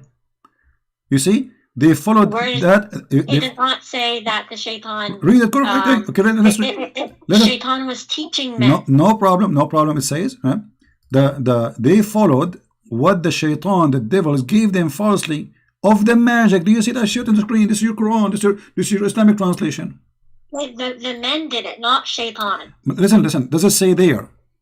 They followed what the shaitan, the devil, gave out falsely of the magic. Does it say that? Yes. Okay, yes, thank the you. men did it, not the shaitan. Okay, the man did it. Guys, the man did it. The man did it. Okay, but the man did it. Did what? Do black magic. Okay, what is a black magic? It's like evil power. Evil power. We go back to zero. You are the one who mentioned to me that Allah, he said to his servant that you it's have. It's the same black magic in the Bible where the Pharaoh turned a stick into snake. No, you see, this is not a black magic. We don't believe in black magic. In the Bible, is speaking about that the magic of Moshe, overcome the magic of the Pharaoh, which mean for them they thought that this is a magic. For us, this is a miracle of God. This is not a magic. We don't believe magic is a lie. So here, you Muslims believe in a magic. And the one who taught the first school is Allah. Why Allah is teaching magic? Do you know? It's to test mankind. Thank you very much. Allah is testing Muhammad? Why not? Okay. By doing what exactly? How he tested him? What the black magic did to Muhammad? Let us see how this test work. It shows if he still stays with the faith. Okay. But look what the magic did to him. Did not affect his faith, affect his private part. Read carefully with me. The prophet continued for such and such period of time, imagining that he had sexual intercourse with his wife, but in fact he did not. Is that the faith in Islam? Is the private part of a man? Is Muhammad religion in his private part? Where does it say that? This is Sahih al-Bukhari, And this is the hadith number I'm showing you on the screen. The Prophet continued for such and such a period of time, imagining that he had slept between two brackets, has sexual relation with his wives, and in fact he did not. Why Allah doing that to the Muhammad private part? What does this have to do with the trial of a religion? The guy still he is a prophet, and now he imagined himself doing things, so he lost his mind. And this is Sahih Bukhari, hadith number 6063. And this is not only for sex, for everything. So look what you are saying to me. Allah he allowed this to happen. Allah he sent two angels to open a school to teach black magic, and black magic will be affected the prophet, and the prophet will start imagining that he had done a thing, but in fact he did not. Which means the prophet he lost his mind. And now we need to ask ourselves, if the prophet he imagined things, how we can trust that he saw angel, he heard the angel talked to him? The guy he lost his mind. He's a crazy.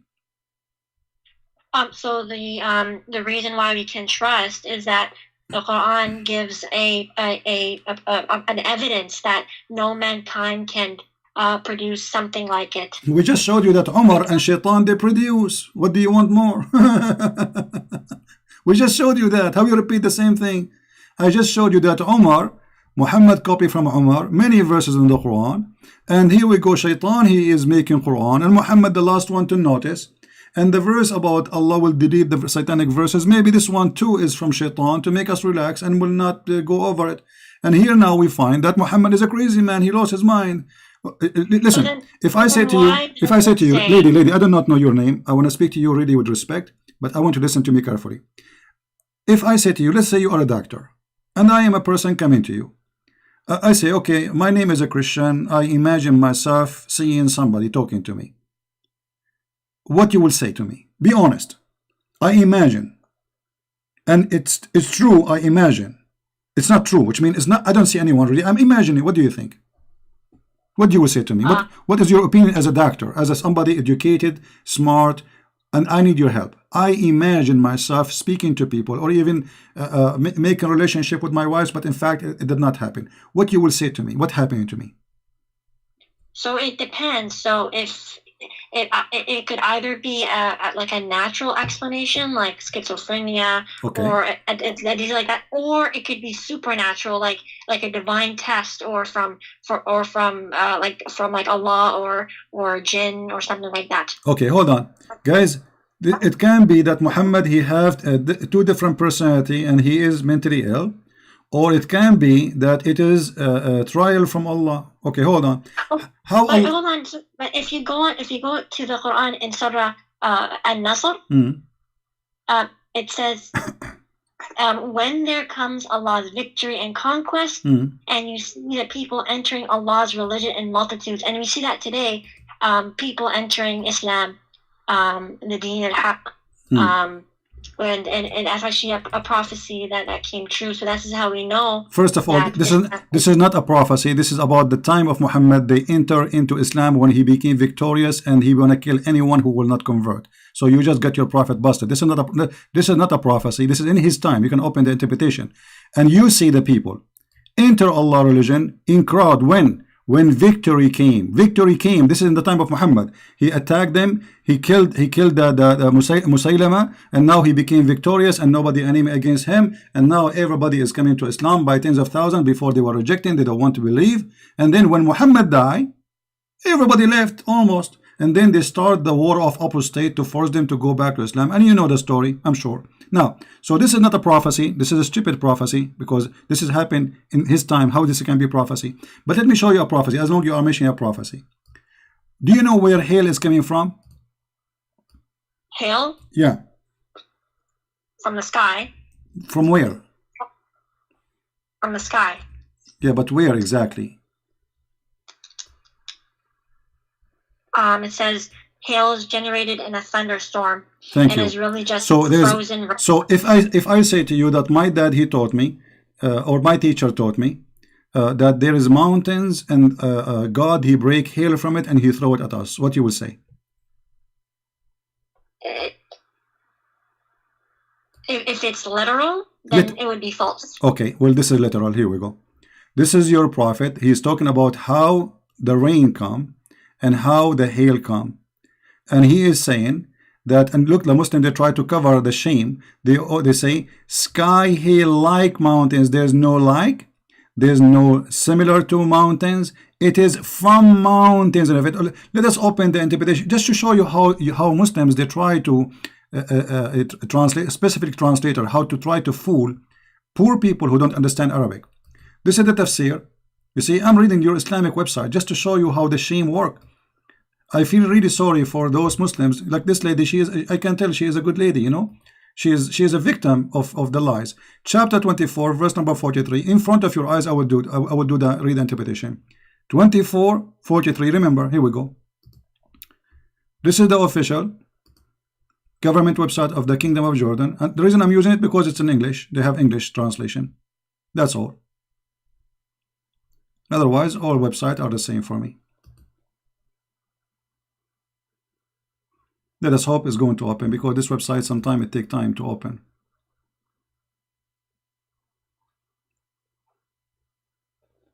We can open Ibn Kathir if this one doesn't work. Let me go to Ibn Kathir, hold on, because this one taking forever.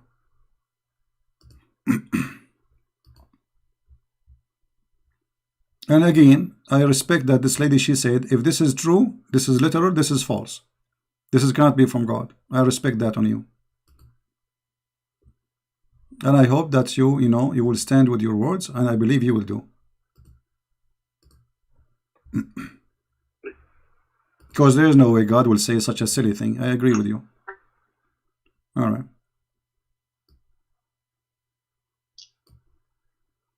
Let us go and see.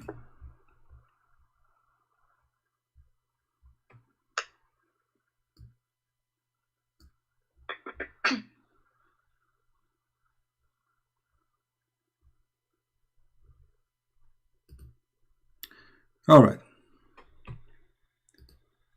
Look like this website start working again, so we will use it.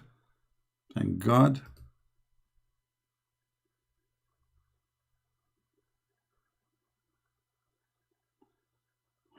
All right. I want you to read with me, please. Here we go. This is Tafsir al-Jalalain in front of your eyes. Haven't you seen God, blah, blah, blah. And then he says, and he sent down from heaven out of the mountains min jibalin, min is extra, that is there in heaven, fiha, substitute for min, etc. Try to explain Arabic. From the heaven with repetition of genitive preparation, hail, and he sent down, and he submit to those who he don't like. Okay, so Allah, he sent hail from mountains in heaven. Let us see different interpretation. Maybe this one is not clear for you. Let us see Ibn Abbas, the cousin of the Prophet, the highest of the scholars of Islam, the one who Muhammad, he prayed for him to be the ink of scholars, Hibrul Ummah.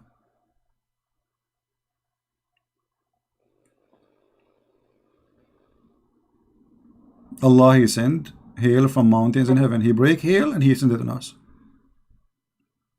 This website is taking forever to open, as usual.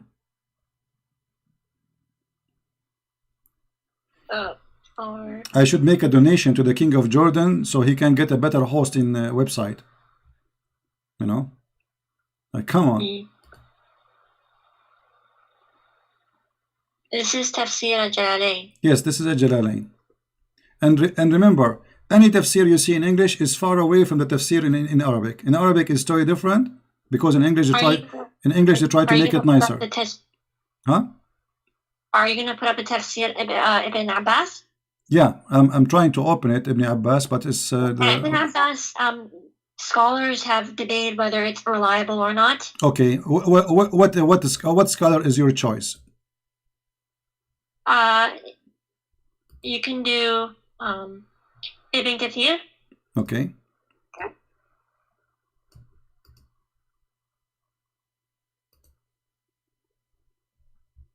Here we go. This page here have all the interpretation. Let us see.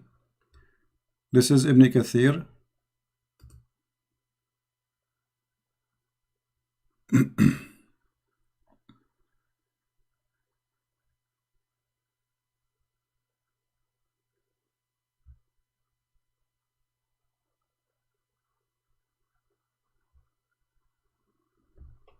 So do you agree with Ibn Kathir? Is Ibn Kathir your best scholar? He's one of the top Okay, scholars. but what making the top? His level of study and the amount of work he put into his Okay, tafsir. And so if Ibn Kathir says something stupid, you will reject him or you will accept him? he's still a man. We don't accept everything he says. Okay, But so who is the one who is qualified to explain the Quran for you? Because I'm trying to be fair with you. Can we accept Ibn Kathir for anything, or only it's a mood stuff? Like it's depend what you like. if it matches with what the Quran says, and Well, the Quran says the Quran says in Arabic clearly, "Min jibalin fiha min baradin fayusib." There is no like mountains. There is nowhere it says the similar of mountain. But So you go to chapter 3, verse 3. It says, chapter 3, verse 7. It says, "It is He who revealed to you the book." Some of verses, it is some of its verses are definitive. They are the foundation of the book, and others are unspecific. As for those in whose hearts is deviation, they follow the unspecific part, seeking dissent and seeking to derive an interpretation. But none knows its interpretation except Allah. Okay, so look what you just said. You just got your prophet busted, because this is mean. Muhammad saying that I say things nobody can explain save Allah. So why he say it to us? If this is a message to be given to us so we can understand about God, and then there's nobody will understand the message of God, so what the point of this message of God? Yet you are saying that this Quran have a lot of verses with its mutashabihat, and the purpose of them to make us sick. I thought the Quran is a healing book for the believers and for people to believe. So how this book is going to heal me, but it's full of things which can be making me sick. So this cannot be from God. This is obviously from Shaitan again, because God will not send me a book to fool me and to make me sick. Read carefully what you just said. Some of the verses, nobody knows their meaning save Allah. What the purpose of them? What the purpose? That it's to seek fitna. Seek fitna. But look here in the between translation, this says the polytheism. That's false, because the one who believe in the Quran is the one who will have the fitna, not those who don't believe in the Quran. The one who don't believe in the Quran, he will laugh at it. Those who believe in the Quran, they will not understand the meaning of the verses, so that will make them having sickness. What kind of God he says such a thing? Same time. So would you say that you understand every verse from the Bible? My friend, I understand God, he speaks to us. The Bible is a private message, which means every word Jesus he speak to you as a person, which means you have your own life, you have your own experience, you have your own ability, and God he speak to you, he go down to your level. The Bible is not a book you're saying jingle bells all the way, and then nobody understand what he's saying. The Bible is a message to you, private message, so you can go and read any verse Jesus said, you will see how amazing it is. So then why are there like Catholics, Protestants, and Orthodox? Well, if God speaks to them the same way? Well, that's a wonderful question. Still, that will not change anything, because being different will not make us not the Christians, because being different will make us, Jesus said, whoever believe in me will go to heaven. But the Quran, your prophet said that my nation will be 73 sect and only one of them will go to heaven, which means 71 sect is the Jews, 72 sect is the Christians, 73 sect is the Muslims, and only one will go to heaven, and this is Sahih Hadith as you see in the screen. So the most divided belief, according to your prophet, not to me, is Islam. So if your argument why there's a Catholic and Protestant, still Christianity doesn't make any difference. Whoever believe in me and I will live. In Islam, no. There's 73 sect, only one will go to heaven. Which one? Is the minority. Because Muhammad, he says, Bada al-Islamu ghariban wa sawfa ya'udu ghariban. Islam start as a small strange religion and it will end as a small strange religion. Few only will believe. And as you see, only one small tiny sect will go in heaven, the rest will go to hell. Now, which one? Each one of them says, I am the one who will go to heaven. And The funny, you just quote for me a verse from the Quran saying that Allah, He puts sickness in the heart of the Muslims, so He will divide them and make them sick, and then only one will go to heaven. What kind of God? That's the Quran says that happens to the Christians. What is that? What is that? Say again. The Quran says the Christians will be divided. The Quran? Okay, hold on. Let me show you what the Quran is saying. The Quran is saying that Allah will spread hatred and enmity between the Christians so He can divide them, correct? Is that true? Between them. Yes. Who is the one who will spread hatred between them? Allah. Thank you. So what shaitan do for living? If Allah spread hatred between us, what shaitan is doing for living? What is the job? What is the job? Allah does it. Allah does it by sending Satan as a trial. Okay, so shaitan, he worked for Allah, and Allah is the boss. Thank you very much, guys. We have the big boss. Even the Bible says that. Hold on, no. You see, first of all, you are making things up. It says the verse. I can show you. Hold on. The verse saying, and from those who call themselves Christians, we took their covenant, but they have abundant good part of it, a message, etc. So we planted among them enmity and hatred. Where it says that Allah, He sent shaitan. It says we. Yeah, how He does it is by sending shaitan. Okay, do Allah want us to convert to Islam, or He want us to stay Christians and be wrong? He wants everyone to convert to Islam. Okay, so how this will work if you are spreading hatred between us and enmity until Judgment Day? How that will help me to become a Muslim? It's because the Christians, their hearts are stone. Okay, but this is not the Quran saying. The Quran saying the most close to the Muslims is those who they are the Christians. This is contradiction.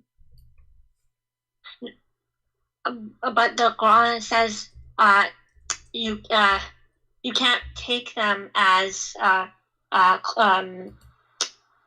people who protect you from war. Exactly, you cannot take them a friend because Allah is shaitan. He don't want you to be a friend to me. So Christ, He said to me, pray for the Muslims, love the Muslims, be good to the Muslims. Allah says, don't be friend to the Christians, don't be nice to them, kill them wherever you find them. Even your prophet, he said. Well, let me ask you, if you see a Christian in the street, are you going to push him in the mud? No. Why not? That's that's not what Islam teaches. But is that like because you are a good person, or because it's not Islam teaching? What Islam teach you? It's to respect all religions and beliefs. Okay, I'm going to commit suicide if you can show me where it says that. Here we go. This is your prophet saying, if you see a Christian or a Jew in the street, you have to force him to walk in the sewage. You have to harass him and you have to force him to walk in the sewage. Don't greet the Jews and the Christians. Don't. Maybe during war. No, this is in the street. People walk in the street. This is what war? People walking in the street. This is war. People walking. Where is the background of this hadith? It doesn't matter. People walking in the street. I am walking in the street and I am a Christian. Why you want to force? He's not saying force the soldiers. He is not saying force the bad person. No, he's saying don't greet the Jews and anyone is a Jew, anyone is a Christian. Don't greet them, and then if you when you see them, force them to walk in the sewage. What kind of a prophet this prophet is? And you are the one who said this is against Islam. That's during war. My friend, you are always in war with the Christians. You just read for me the Quran saying Allah will spread hatred and enmity until Judgment Day. So you are saying to me, you see, you are now trying to cover up for your prophet. In the beginning you said this is disgusting and now it's okay. So you are saying during war, if I go right now to Indonesia and I'm an American citizen, we can force the Muslims to walk in the sewage. This is what you are saying. Allah won't give you that power. So it's okay for you now to force a Christian to walk in the sewage. Allah gave you the power. Suddenly it became an okay. When I asked you, you said this is not good. Not good. If it's during war, then where it says during war, it says if you see them in the street, what war? Yeah, so they're your enemies, right? They are walking in the street. What enemy? Living with you in the town. Where does it say that? Well, they are walking in the street. They are greeting you actually. He's saying, don't greet them. Don't greet them. Somebody in war, he will greet you, say to you, Shalom. Don't you see? Don't you read? Do you know how to read? Don't greet them. Don't say peace to them. What is war? Okay, I'll ask someone about this hadith. What he will say to you? He will say to you, yeah, sister, you know, those Christians, we should humiliate them. Isn't it the Quran in chapter 9, verse 29 says that you have a duty to humiliate the Christians? During war. Okay, after you enter my city, let us say the Muslim came to my city, they surrounded the city, they said, surrender to our army. After you enter the city, still you are going to force me to walk in the sewage or no? If we're still in war, then maybe. You just took my city, still in war. There's civilian inside. There's no soldiers. Well, if you're trying to attack me or lady, no Christian attack your prophet. He is the one who came to their cities, occupied them. Look how false you Muslims are. So you are saying to me, you come to my town, you attack my town, you take my town, and then you force me in the sewage, and you say this is okay.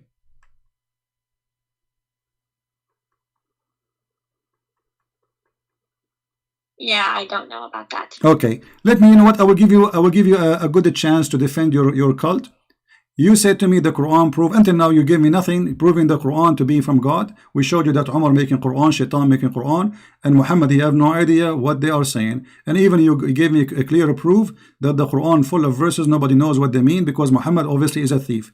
And why Muhammad you do not know? Even Muhammad do not know what the meaning of the Quran. Have you ever heard of a prophet you do not know? As an example, the Muslim, they claim that the Quran full of scientific verses. Is that true?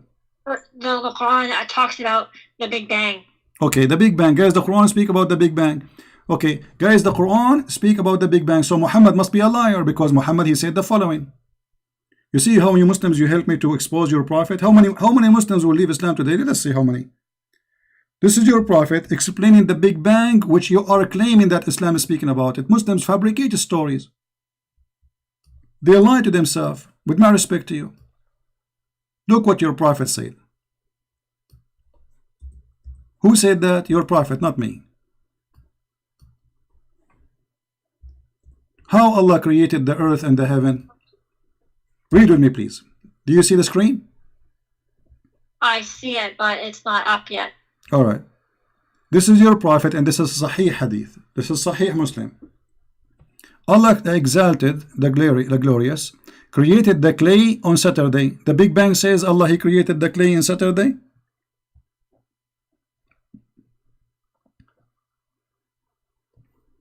Is that what the Big Bang says? So the Big Bang is basically like a expansion of matter. No, the Big Bang is nothing. There's no matter was exist, and there's explosion happen, and everything exists in the same time. No, hold on. According to you, okay, listen. So according to the Big Bang, is the first thing became exist is the clay in Saturday? Yes or no? It may have.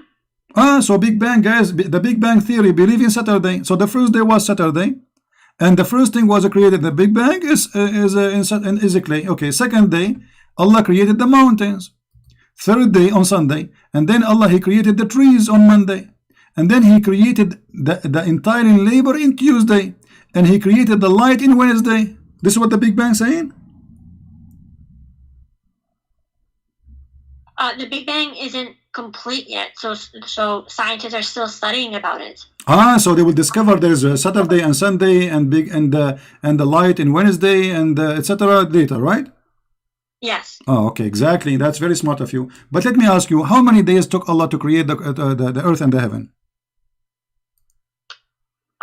6 days. 6 days. I'm not entirely sure. Yeah, the Quran says 6 days exactly. So how many days here in the Hadith?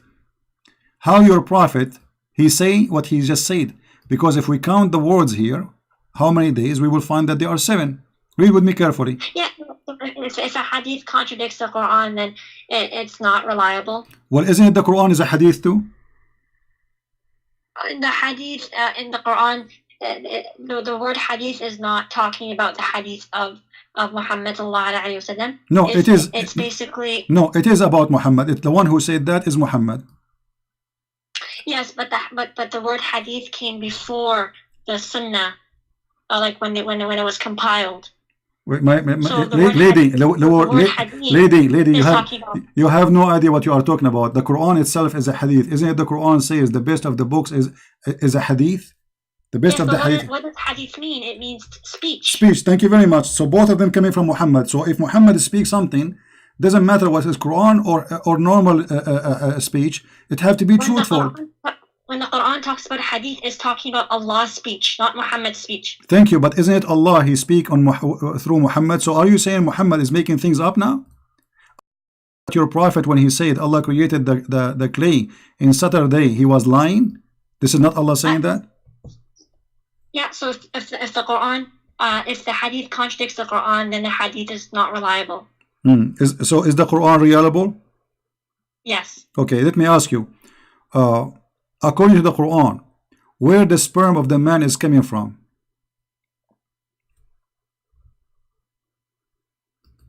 I'm not sure.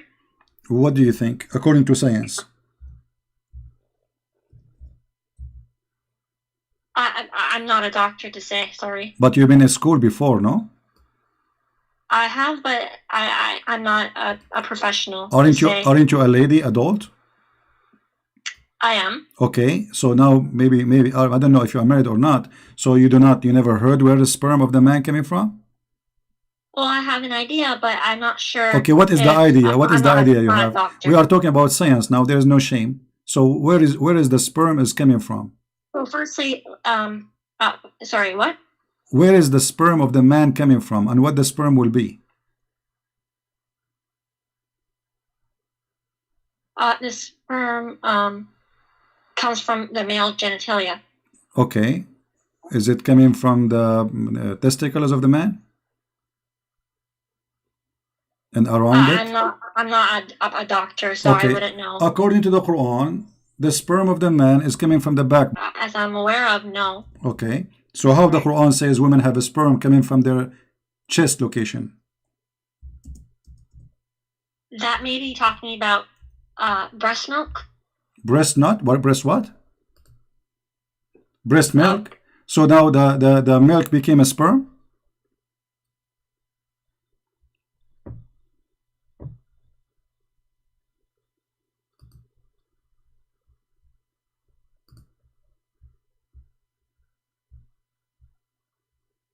I will open for you your favorite scholar, Ibn Kathir, the one you like.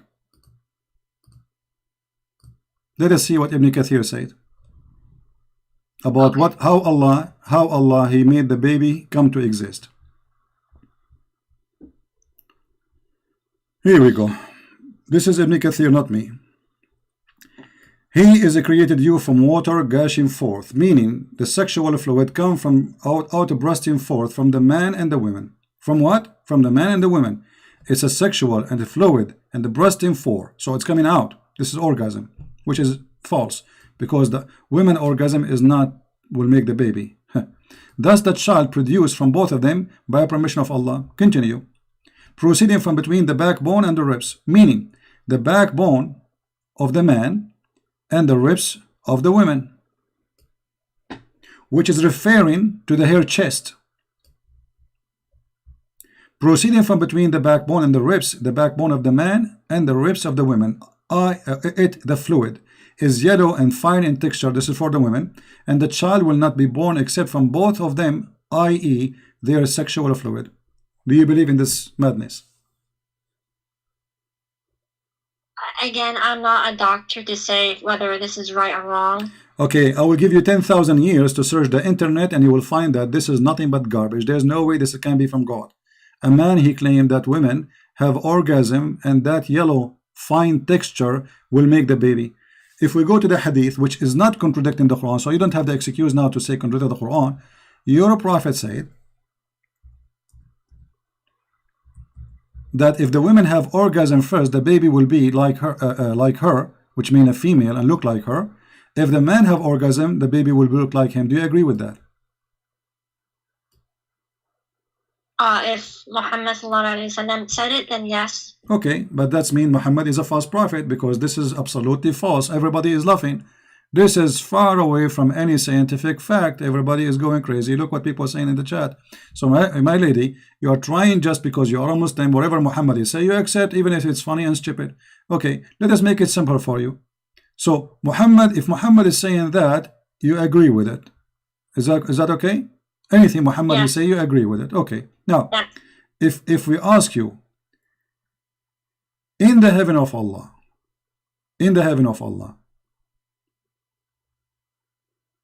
what Allah will give you as a woman?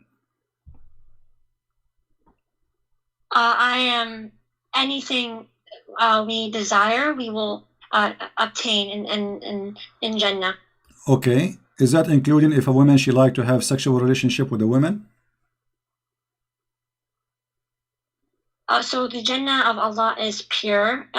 So if people desire these things, then Allah subhanahu wa ta'ala will not allow them to enter Jannah. How you just told me anything you desire. You just told me anything you desire, and now you are saying to me if you desire something Allah don't agree with, He will not give it to you. So it was a fraud promise. No, if you desire something good, then Allah will give it to you. Only if it's good. Okay, like what? Look what your prophet saying. This is Jami' al-Turmudi. Your prophet saying, indeed, in paradise there is a market in which there is no buying nor selling except for images of men and women. This is the first Playboy magazine in the space. So whenever a man desire an image, he enter it. You're a prophet promising men, not you. A Playboy magazine have images of men and women.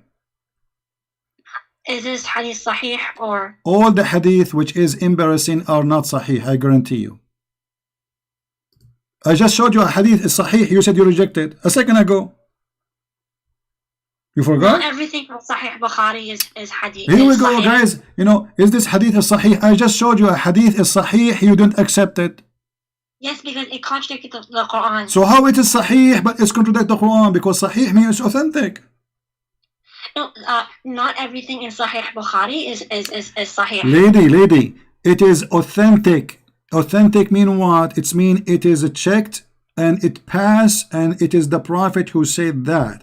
So how it can be authentic? The Prophet said it and yet you don't accept it. So we don't know if the Prophet ﷺ said it. So how you know that this hadith is not said by the Prophet? How you know the Quran said by the Prophet anyway? Oh, because it's in chain. We have it's in chain. Muslim. Well, the hadith I just showed you, the one before it, it was in chain. It says sahih and you reject it. Well, it contradicts the Quran, so then it's not correct. Okay, so if something contradicts the Quran, we should not accept. You agree? If something contradicts the Quran, then we cannot accept it. All right. There's nowhere in the Quran it says that the muta is not to be practiced no more. Can you show me a verse says don't do muta no more?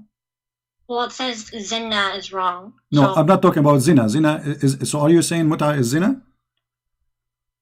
Well, it is right now.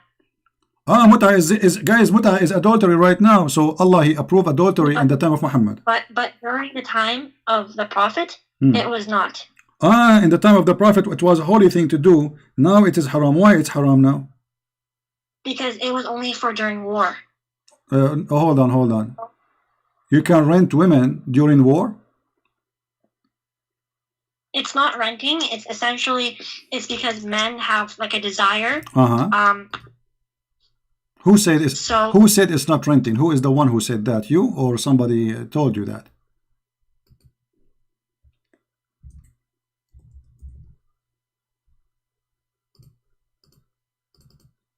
I'm not. I have to. Okay, here we go. This is your Islamic website. This is alislam.org. Read with me in the screen, please. This is your Islamic, website written by your leaders. Explain to us al-muta, the pillars of muta. It says here that muta is a kind of rental It is kind of what? Rental. In defining rental, read carefully with me. This is not me talking. This is you, Muslims, talking about the muta. Let us see. How Muslims they rent muta, rent women.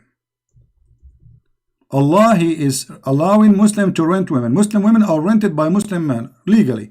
And she is saying it's okay in at that time of Muhammad. It says, in some work, special term is applied to women who participate in muta.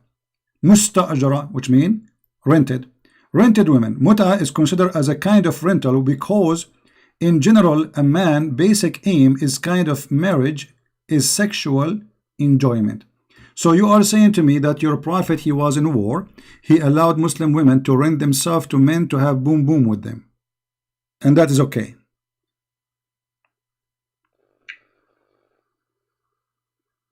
If it's during war, then I don't see a problem with it. So the woman who take off her panty because somebody gave her $5 during war, is she a good woman?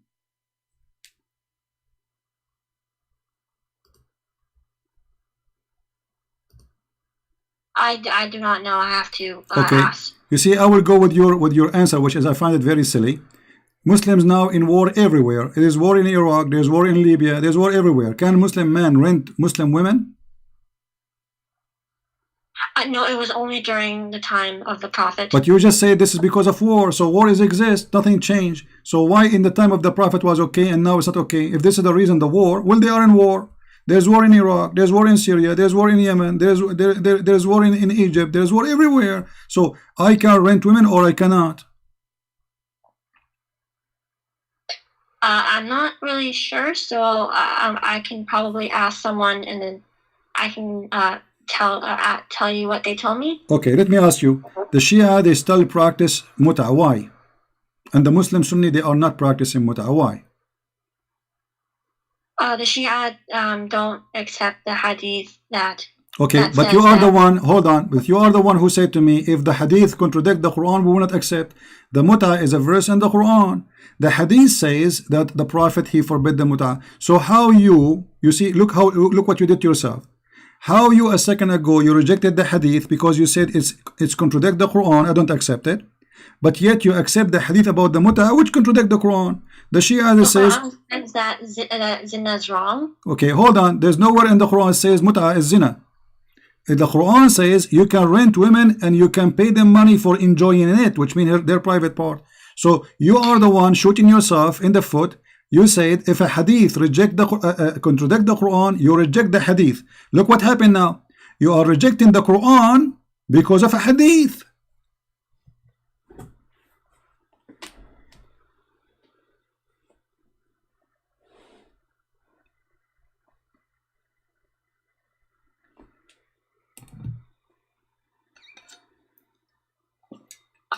So when the Quran says something and the hadith says something different, then you have to reject the hadith. But the Quran does say that zina is wrong, and so that hadith is supporting zina. No. You see, don't fabricate things. First of all, if Allah says you do muta, how you can call this is zina? Shame on you. With my respect to you, and the other one insult. You are insulting Allah now. Don't do that, please, in front of me. That's haram. If Allah says you do muta, and now you are saying muta is zina, so you are saying to me that Allah in the time of Muhammad says do zina. She hung up.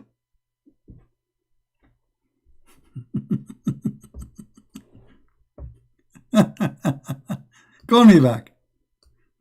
Do you see how they play games? We don't debate Muslims. You know, we have to. They play games. It's like a cat and a mice. You know, you have to go in the corner, try to hold them from their tail. No honesty. When they want, they reject. When they want, they accept. When they want, she do not know. She is a lady. And she do not know where the sperm of the man is coming. She do not know if the women have a sperm or not. Suddenly she do not know. She's a baby. She is 6 months old. She never heard of this before.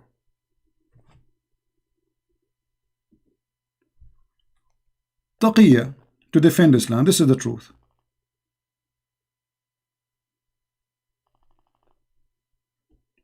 But you know, I respect this lady. She is way more brave than those potatoes who call themselves they growing beard.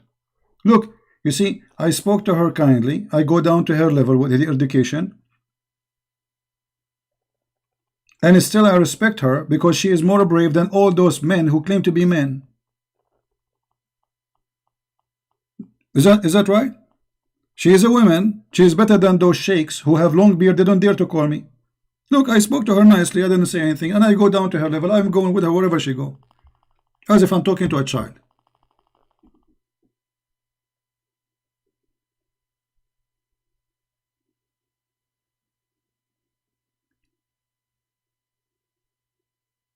But the most amazing thing, when they try to defend, they shoot their prophet. Not only in his foot, they shot him in private places.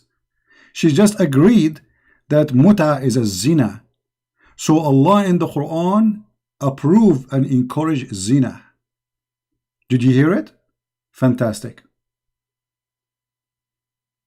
She hung up because now she said, oh, what I did. This is zina. So the hypocrite now, they accept the hadith which is contradict the Quran. But when they want, they say, we don't accept the hadith, it's contradicting the Quran. That is Islam, my friend. Islam is, there's a God, his name is Allah. He asks his followers to rent women. And those women are good believers. A good woman, she rent her private part. The Prophet of Allah, he said, any believing person, they agree to have muta,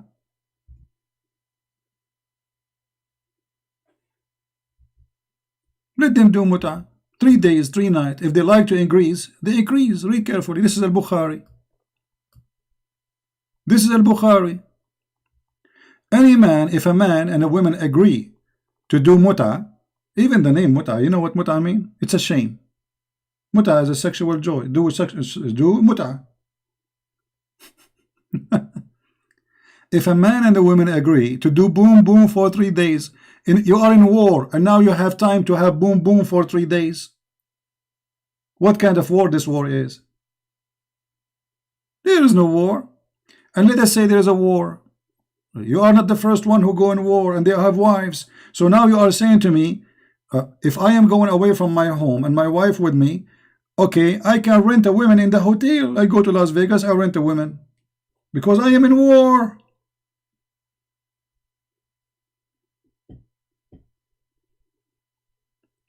Any man, any woman, they agree to do boom boom for 3 days. Let them do 3 days, 3 nights. And if they like to increase, they increase.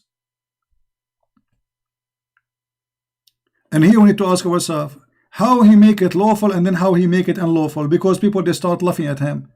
This guy, he claimed to be a prophet of God, claiming to that he brought decency, but look what he is doing. They are jumping in the top of each other as if they are cats. Women, they became sex toys. Men, they became pimps. This is Islam. And this is why she hung up, because she found that she got her prophet busted with no mercy.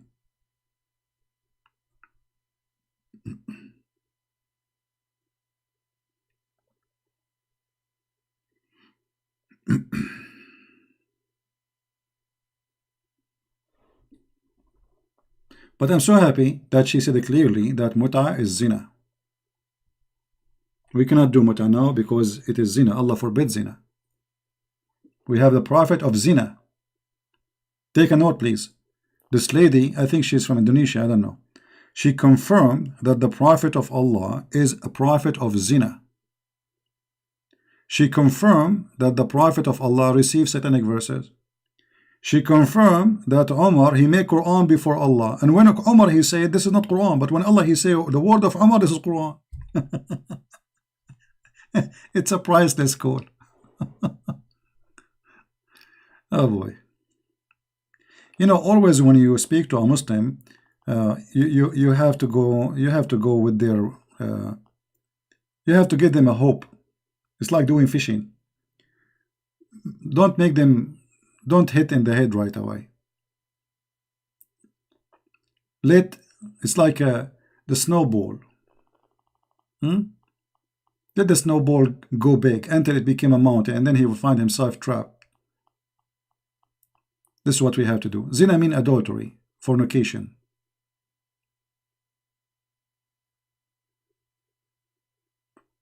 Zina mean fornication. So this is the prophet of fornication, the god of fornication. He allowed Muslim women to rent it, to rent.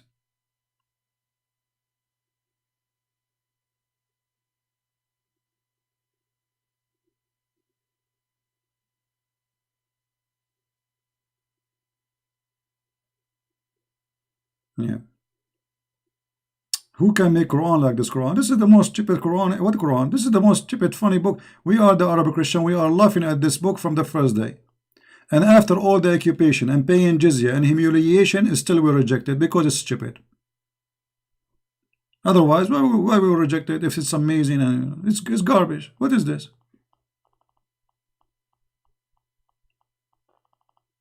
Yeah, the Muslim, they give us dislike. That's an honor for us. That's mean we are doing a great job. You see, the Muslims, when they come to my page, right away they give dislike. Christians, they don't do that. Christian, you have to ask them, like, you know, can you give like? And I'm not going to do that. I mean, you do like, you don't like, I don't care. I don't even keep my videos.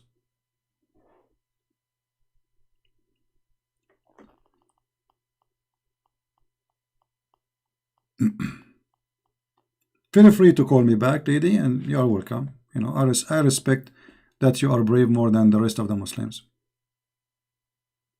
At least you are better, more brave than those who have a beard and they are 6 foot tall and they call themselves Mimi.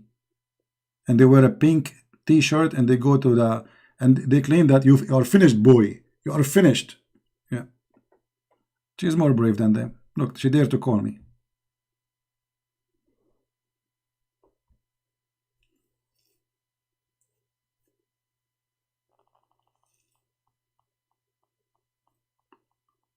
From the first page in the Quran to the last page of the Quran is a stupid book.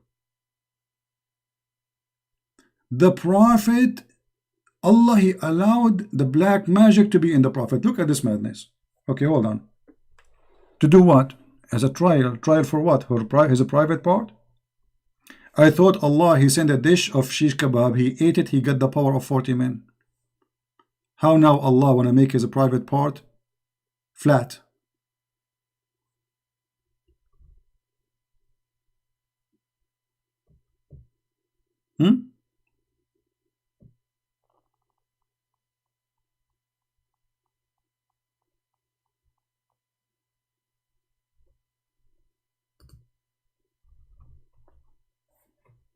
The prophet of fornication.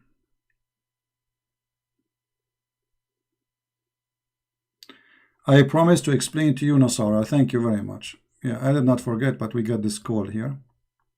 Anyway, the Quran says that the Hawariyin of the Messiah, they said to the Messiah, نحن أنصار الله آمنا بالله. This is Nasara, Ansar, which means we are the helpers of Allah. And here, this is another disaster in the Quran. Then when Isa came to know of their disbelief, he said, who will be my helpers in Allah's cause? Helper, this is Nasara. And now anyone notice the stupidity? Additional that we are not Nasara. Forget about we are not Nasara now. Who here noticed the stupidity in this story? In the word Nasara specifically. Let us see which one of us is a very smart thinker. Anyone knows? There's something very bad here. Very stupid. Get Muhammad busted.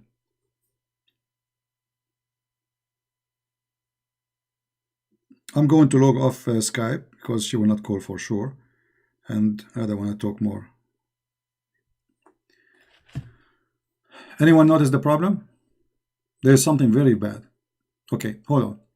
The Muslim today, they call us Nasara, correct? They call us Nasara, right? Okay. Do you know what the Muslims are calling us? The helpers of Allah. I mean, how stupid are you to say we are going to go to hell and our name yet is the helpers of Allah?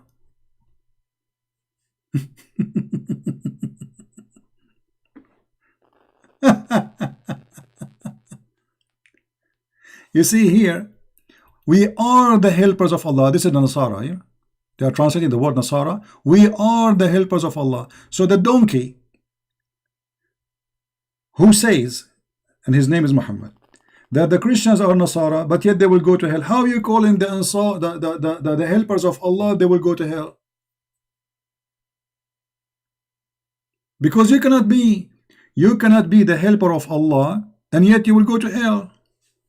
That is the most stupid statement ever. This is a statement even a certified donkey will not say it. It's like I saying to you, you are the helper of the firefighter, but you will go to hell. And how we get the honor to be the helpers of Allah? We are not Muslims, we are the helper of Allah. We are higher. You know what I'm saying?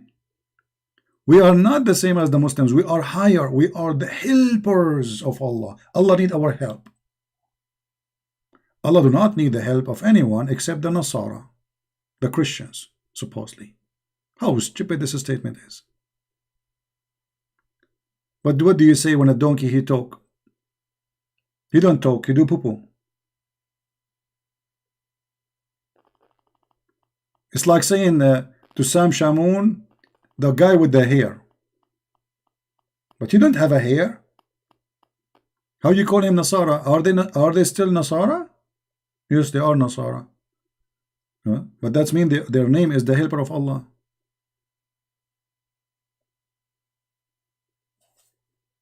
Yeah, this is his own. This is our interpretation, my friend. Nasara. Yeah, I know what Rashid is saying to you, but according to Islam, I'm talking here according to Islam, not according to us. Our explanation is different from the Muslim explanation, but the Muslim explanation is this.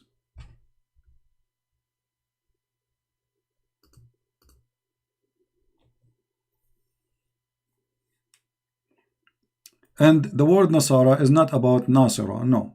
The word Nasara, the Nazarite, is a word in Aramaic, or in Hebrew, sorry, which means the poor. The poor. Who called them the poor? The Christian, they reject those people. They are a Christian cult like Jehovah's Witnesses. So they call them the poor because they have a poor understanding of the Bible. Muhammad the fool, he do not know what the word means. Nasara.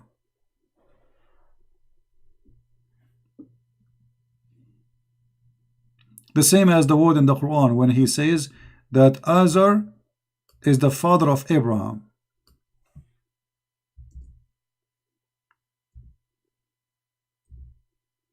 How Azar became the father of Abraham? Because Muhammad the fool, he do not know Aramaic.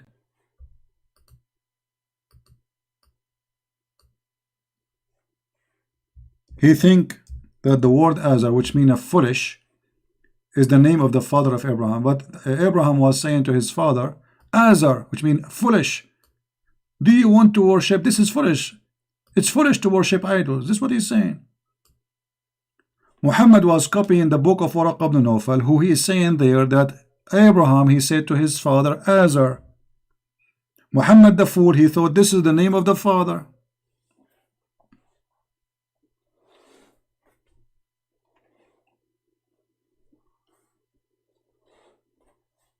Yeah, the Nazarenes in the Bible is different from the Nasara, the Nazarite, which word mean poor. This is a different word.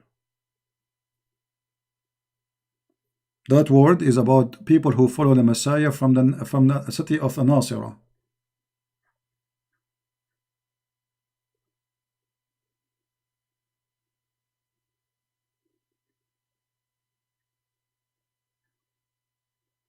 Anyway, did we have a good time together?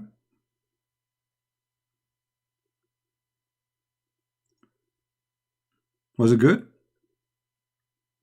I'm not going to keep you here for long. I mean, you guys in the Philippines, in India, in Indonesia, you must be working now, you know, at work. So I hope we have a good time together and we learn something good. And I'm very happy that this lady, she called me. I really respect that she's trying her best to defend Islam, and she is brave, not like the potato who have a big beard, but they don't dare to call me. They are intimidated. And she was a great help actually to make a lot of Muslims leave Islam. I don't know how many people will watch this video and they will see how Muslims, they defend something they cannot defend, and that make their defense funny, desperately. And the more they defend, the more they dig in the sand to expose Muhammad. I will try to be here again tomorrow, God is willing. It's time to go. I want to say thank you guys for your help and support. Don't forget to download the videos. As you know, we don't keep them. And if you don't like our video, give it dislike. Don't forget. If you like it, give it like. If you like to subscribe, subscribe. But I will give you better advice. Don't subscribe. Because if you subscribe and you unsubscribe, Allah will give you a reward, double reward. So if you are a Muslim, I advise you to subscribe immediately. And then unsubscribe right after. This is the logic of Islam. Very silly, stupid cult. So thank you very much for being here. May the Lord bless you all. And every day we prove that the truth, nobody can hide it. Nobody. No matter how much they make videos to deceive us about science and the Quran, all this garbage. It's very easy to get it busted. But be aware that there's many children, they can be falling into the trap they come with. Media is very powerful. And those who never heard us, they are exposed because they didn't know. They didn't speak Arabic.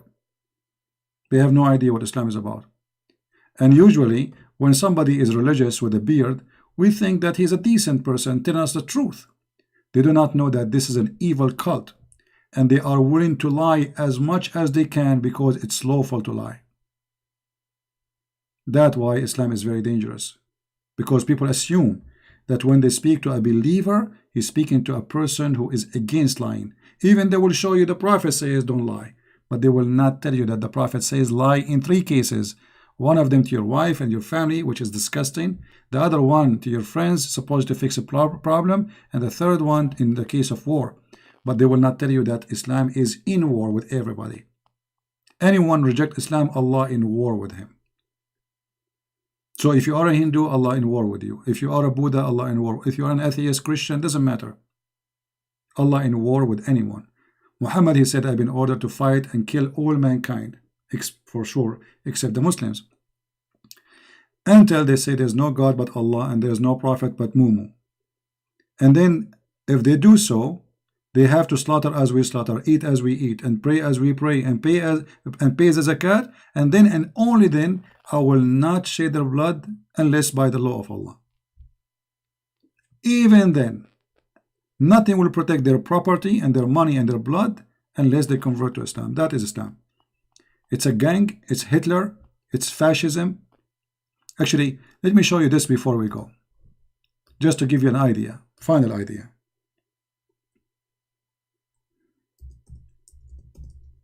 Because still, some people, they are naive and they will not accept that Islam is fascist. Read carefully with me and tell me, what do you think? Is that fascism or this is something else? Do you have a name for? Do you have a different name for this fascism teaching? You are the best of the people ever raised for the benefit of mankind. When you see this benefit of mankind, Muslims are the best for the benefit. Look at the benefit. You see the word benefit? You say, wow, that's good. I mean, obviously, they don't mean a harm. It says benefit. But look what the benefit of mankind is. Chapter 3, verse 110. The best of for mankind are those who bring them, who? Mankind, with the chain around their necks till they embrace Islam. And is that a hadith which is accepted? Yes, this is Sahih al-Bukhari. Is it authentic? Absolutely. This is Hitler. Hitler making a speech saying you are the best of mankind, go bring everybody with a chain around their neck.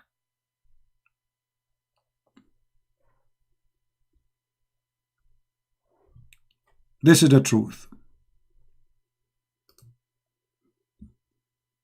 Without makeup, there's many Muslims, many people, they get upset from me. They say you are very harsh, you are very tough. My friend, our topic is disgusting. We're fighting the god of terrorism, and you people thinking about the mentality of giving me a hug. I'm not here to give hugs. Some Christians, they have mentality of giving hugs. They think they can bring people to Christ by giving them hugs. You have first to cleanse their brain from all the garbage. Leave the hugs for later. People need the truth, not your hugs. If the whole problem in the world can be solved by hugs, that's it. Everything is good to go. Let us start hugging. So wake up. The best way to do it as we do it. After you clean their brain from the stupidity and hatred and terrorism and the war mentality, and this, if you notice, she was talking to me. Yes, if it's in war, I was asking her, is it okay for you to force somebody as a Christian to walk in the sewage? She said, well, it's in war, yes. Do you see how the Islam teaching you to be fascist? This is a girl saying it's okay for her to force a Christian to walk in the sewage if it's a wartime, even if he's just walking in the street. Islam is a supremacist cult, white supremacist cult. Think that because they are Muslims, they have the right to put a chain around your neck, force you to walk in the sewage, force you to live like a dog. You are not even equal to a human being. It's a white Arab supremacist garbage cult. And the second you believe in it, you are part of this mafia. Please download the video, share it with your friends, and until we see you soon again, Christ is Lord, Islam is false, and we'll see you soon again. Take care, bye-bye.